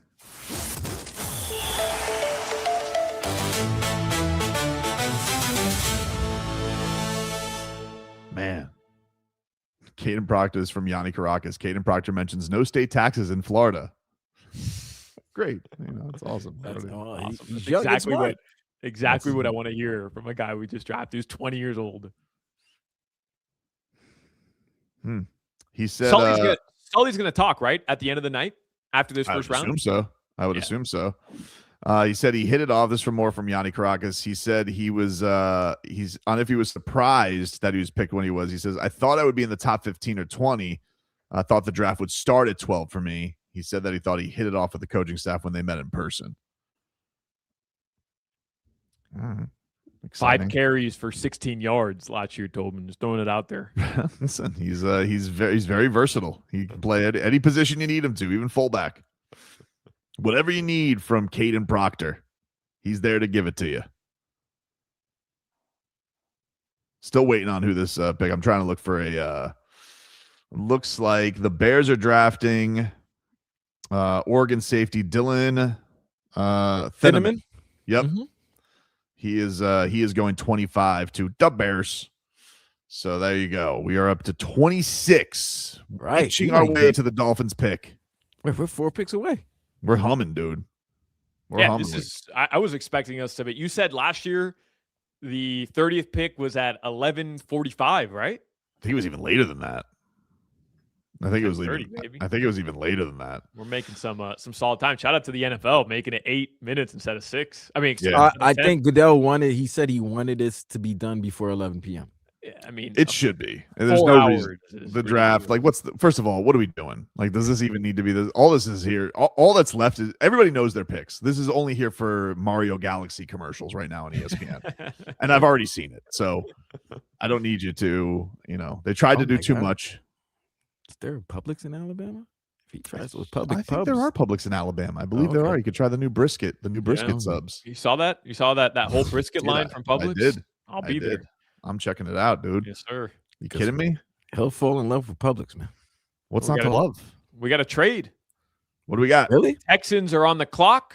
Texans at 26. They trade with Buffalo, and in exchange for 28, 63, and 168. So they traded a first, a second. They traded a second and what?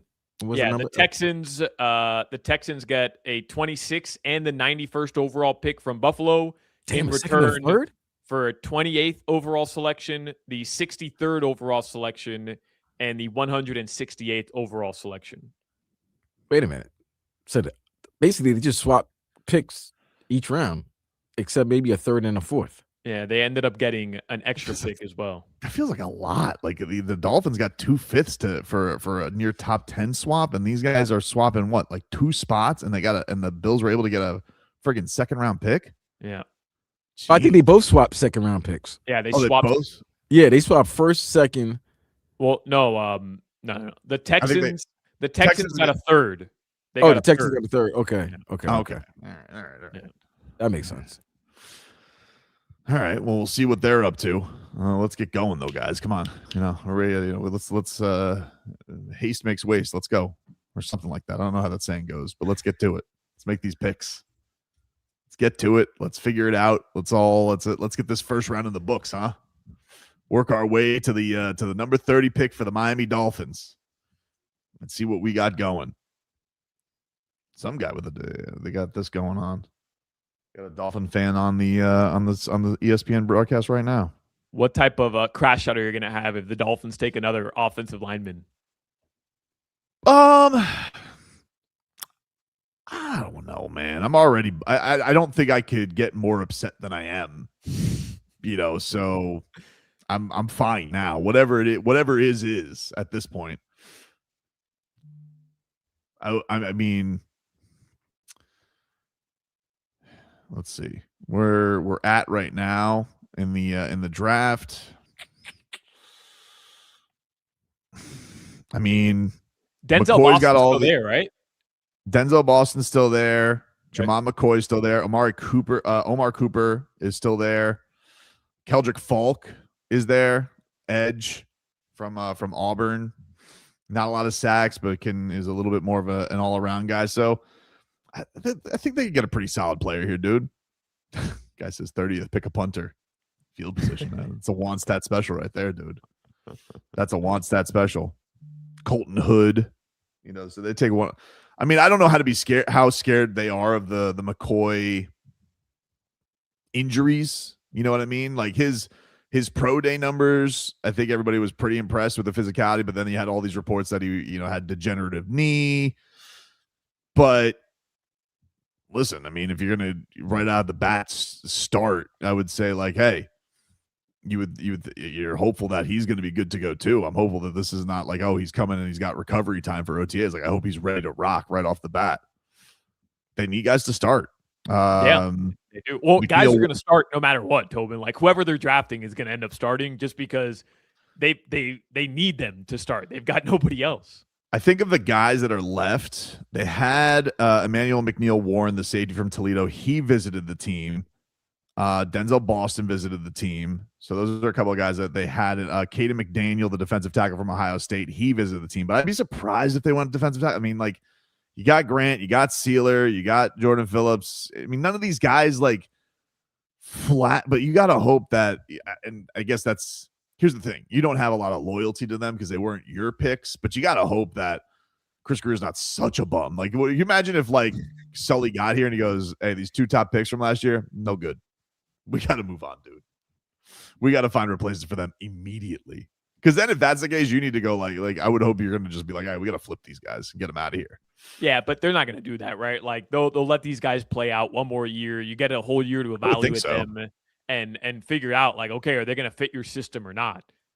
Did you see there was a report that Dolphins are moving up. Dolphins are trading up to number 27. Yes, baby. That's what I'm talking about.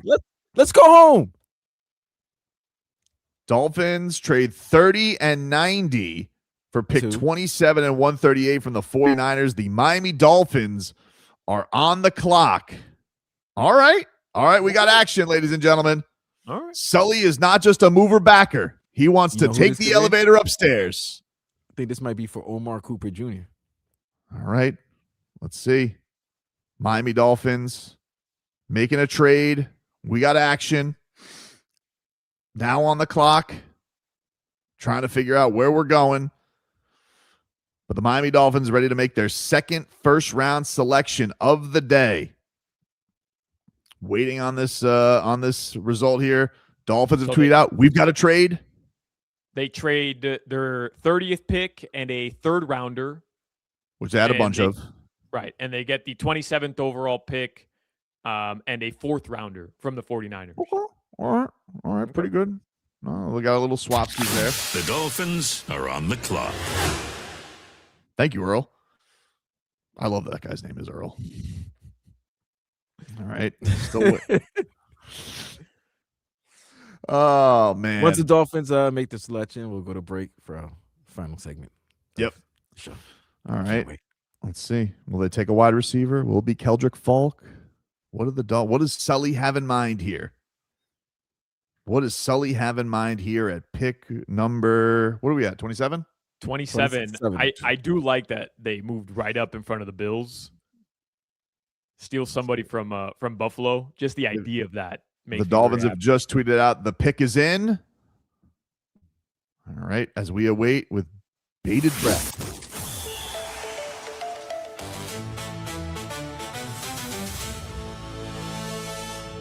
Oh, man. Let's see what the Dolphins have in mind here. Dolphins getting set to go. They're officially on the podium about to get the Texans pick in. So we'll get to them shortly. Oh, that's right. The Bills and Texans made a trade. Right. That's right. The Texans take Keelan Rutledge, the offensive guard from Georgia Tech. So now the Dolphins are, well, I don't want to say they're on the clock because they've tweeted out they've already picked it. So we're waiting to see who the Dolphins have picked. All right. Is it going to be Keldrick Falk? Omar Cooper? What do we got here, Sully? Give me a receiver, man. Let's go. Let's start racking up some weapons for Malik Willis. Yeah. Get a nice weapon from Indiana. Indiana just winning the national championship. Can't take a game, but I guess you could take the team that beat them. I'm not bitter or anything. Make it good though. Make it a splash here. All right. I was hoping Carson Beck would get taken at some point in late in the first round. All right. Yanni Caracas, who's the first guy I saw, he says the Miami Dolphins at number 27 are selecting Chris Johnson, cornerback from San Diego State. That is the Miami Dolphins selection at 27, according to WPBF's Yanni Caracas, who was the first guy I saw that had the Proctor deal. So That is their pick, according to the Yanni bombs are Yanni on point bombs are today, crazy. baby. Let's go. Chris Johnson, cornerback from San Diego State, is the pick for the Miami Dolphins, according to reporter Boots on the Ground there, and Yanni Caracas. We'll see if others follow up, but I'm telling you, he nailed the last one. So, and yep, Jordan Schultz is now chiming in with it too. The Dolphins have selected cornerback Chris Johnson from San Diego State, adding to the DBs. So we'll say definitely a need for the Dolphins because they needed to put something on that boundary. There's no doubt about that. We were all thinking would Delane be there? Delane, yeah. Initially at 11. You got to wonder if that was the guy that they initially maybe wanted, and that's where they started thinking about going back. But Chris Johnson in the fold here. We will take a break. We will react to this as the Dolphins finish off their first round after trading up to 27. They get Chris Johnson, cornerback from San Diego State. Sully's first round is in the books. Keldrick with Kaden Proctor at 12, and now Chris Johnson, cornerback from San Diego State at 27. We will take a break. We'll react to this and be back with more after this. The Marlins are off today. They start a West Coast trip tomorrow night with the Giants. First pitch at 10:15. Marlins.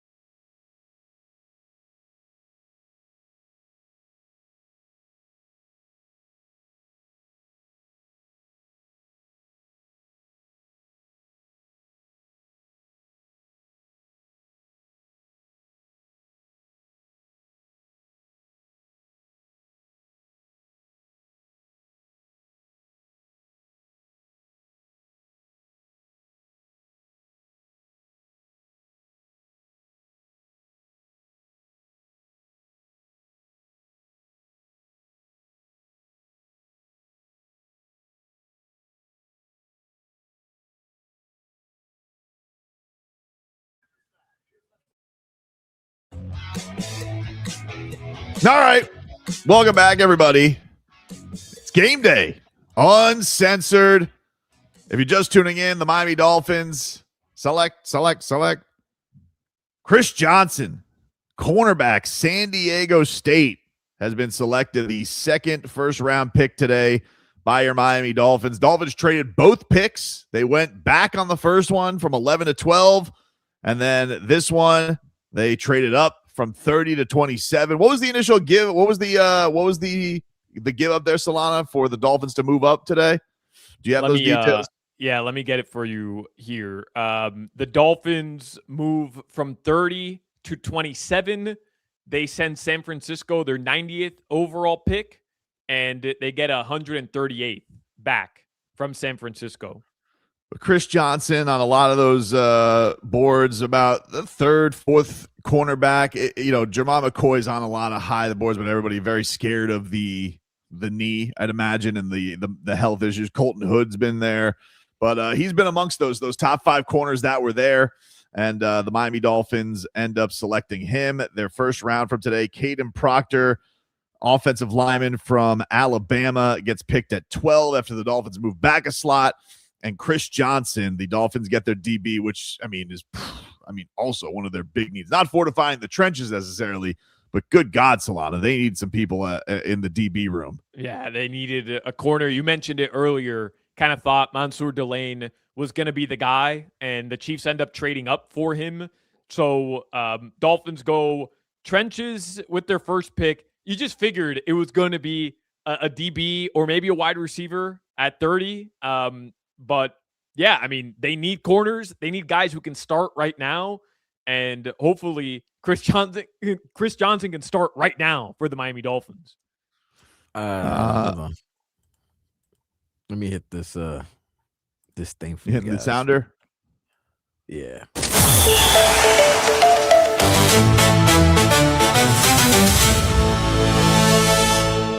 New England Another Patriots. trade. Yes, They've have swapped traded with the with the Buffalo Bills. And they have selected marriage counseling with the 28th overall pick. That's a plus one. They've taken Utah tackle Caleb Lomu with their 28th pick. Let me tell you this. He looks like a Patriot. He looks so much. Yeah. He's so. Oh, man, he does look like a Patriot. They're showing him right now hugging. It was I was thrown up. I put up the broadcast there, and Mike Greenberg goes, when Chris Johnson got selected, he goes, "The California kid stays in California." And I'm like, what? Huh? I swear to God that happened. I was like, what? What is he talking about, dude? Did he not realize that there was a trade? That the I don't know. The Dolphins He must have thought that the 49ers didn't. The 49ers were still there. He's probably on fumes. That's what happens when you're. Hey, we feel you, Greeny. Yep. We feel you, buddy. But there you go. The Dolphins, Chris Johnson, their selection, and now we will go into day 2 tomorrow with the Miami Dolphins now having some more picks at their disposal. But look, they go out there, they add to the offensive line. Solana, that's you want to talk about hitting doubles. It kind of feels what this is like. They had to go add to the cornerback room, and they had to add to the offensive line. They decide not to go with an edge, a guy to get after the quarterback, because they feel they already got that in Chop Robinson and Uche. Yeah. They can make things happen there. That they're going to get some step up on their defensive line. We'll hear, I'm sure, tonight a little bit later on what Sullivan had to say about this move. Do I love leaving Ruben Maine up for another team? No, I don't love that. But I can acknowledge my bias on it. I'm not trying to run from it. I'm not trying to hide from it. And I don't want to kill Kaden Proctor just because there's red flag stuff out there. Because look, even with that stuff, this is things when he's young. He's admitting to ballooning up when he was 18 years old. He's still out there being able to be a force and be that at this age. Like, I think the Dolphins are going to get somebody and I think can also have a trickle down effect on the rest of the line that will put them in a better spot than they were last year. Yeah. And look, you still have a pick in the second round. You still have 3 picks in round 3.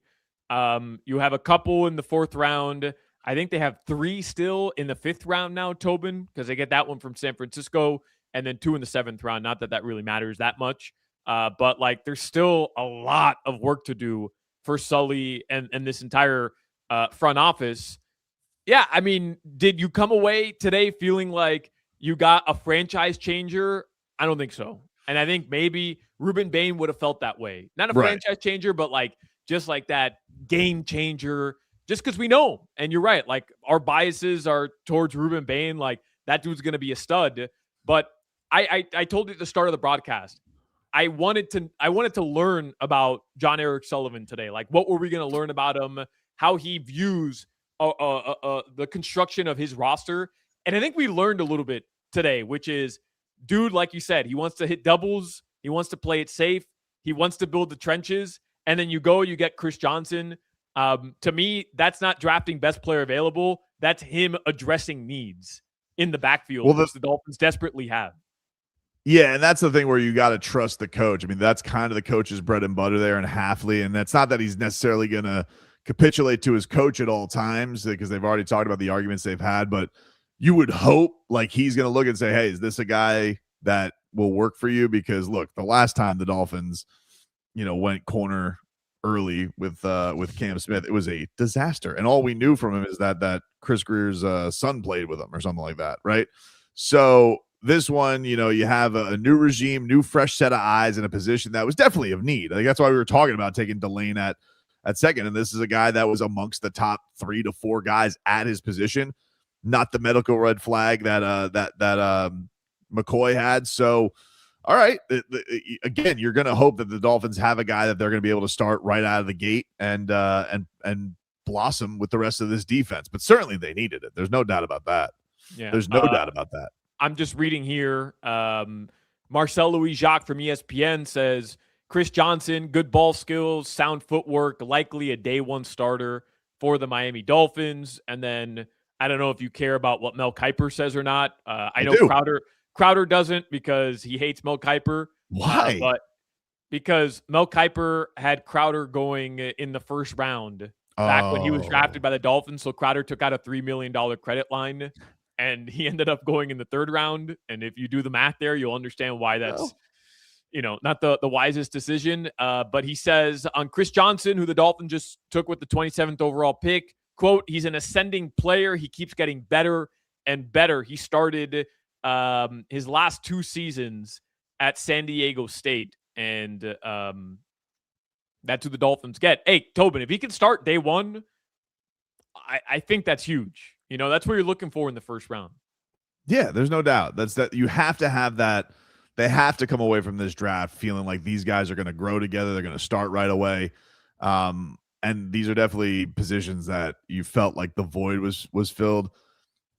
Are they right off the bat? Do we feel like the Dolphins are getting game records? Yeah, but I don't know that they didn't either. Like I'm just telling you, like these are not the guys that would probably I think anybody was really buzzing about, but I think they're picks that you feel okay about. Like you think that the Dolphins are going to come into this thing, and we'll see.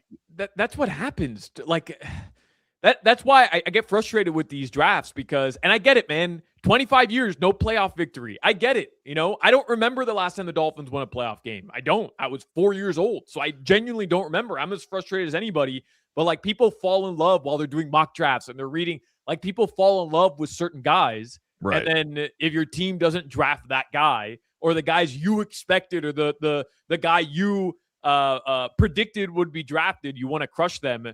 Don't get me wrong. I understand the Ruben Bain stuff. I'm with you. I was crushed too that they didn't take Ruben Bain. It felt like everything fell into place for the Dolphins. It feels like a Ruben mistake. Bain, and it does. And we would all be jacked the hell up right now. But I'm not surprised that this is the route they went. By the way, Chris Johnson, second team All-American in 2025 this past year. He was the Mountain West Defensive Player of the Year, first team All Mountain West as well out of San Diego State. Well, they always say if you want the best, you draft out of the Mountain West. So that's what people say, dude. Peter Woods went to the Chiefs from Clemson, defensive tackle. So did the Jets just trade back into the first round, Vlad? Yes, we did. They did. Who did they trade? They traded with the That be the 30th would be no, it would be the Niners. It would be you guys. All right. No, it would be it would have been you guys, not the Niners. Yes, it's the Niners, and they're going to draft Indiana wide receiver Omar Cooper Jr. His draft was so much cooler than ours. Wow, so we got a DN, 3 we got first a tight round end, picks, and we got a receiver. Oh, said the second overall pick. Still got. I mean, they still got Geno Smith as quarterback, but that's a pretty cool draft. You got two cool weapons. And the Knicks lost tonight. Wait a minute, time out. So it's Yeah, okay. you're not gotta remind me that. Yeah, it's okay. CJ McCollum, what the hell? I thought he was washed. Brian Baldinger. Can I interest you in a little Baldy update? Oh, he knows football. He knows football. We already got the Baldy breakdown. Chris Johnson has all the necessary skills to be an elite cornerback from Brian Baldinger. Listen, weird fingers, but great football takes. Very weird fingers. Yeah, crooked. Crooked finger from Baldy, but man, that guy knows football. He knows football. All right, so 2 picks left in the first round. We got the Buffalo Bills at 31, and then the champs, the Seattle Seahawks, picking at 32. Nobody wanted to trade with the champs? Because I know the champs wanted to get out of that 32nd pick. I guess not, dude. I guess not. And maybe Schneider turned everybody off with that drunk parade comments. I don't know. So what did the Jets give up, Solana? Do you know? Let me see here. I don't know. Jets. I don't see details of the trade yet. Probably had to give up 44. Yeah, I'm not seeing what they gave up, dude. I'm not seeing it right yet. Oh, wait. A third. They gave up a 3rd round pick. Are you serious? That's it. We don't even have a 3rd. No, your 2nd round pick. Yeah, we had to give up 2nd. Yeah, we don't have a 3rd. You gave up 33. Oh, we gave up 33. Gave up 33 and looks like a 6th rounder. Okay. So okay, then I don't got to stress about the first pick in tomorrow's draft. Nope. Yeah, the Jets are pretty much donezo. Yeah, we still got 44. I already got a guy saying fire Sullivan. Same old Finns. They've shown me nothing. Lazy entitled kid and a cornerback that gets burned every other play. Elder says Joe Rose is a must tomorrow. I feel like Joe's going to like this draft, right? I mean, I think everyone's going to feel the way they feel about the. Like, how do you think Mario Cristobal feels about the Bane thing? Yeah, he's not happy. He's not. Can't be.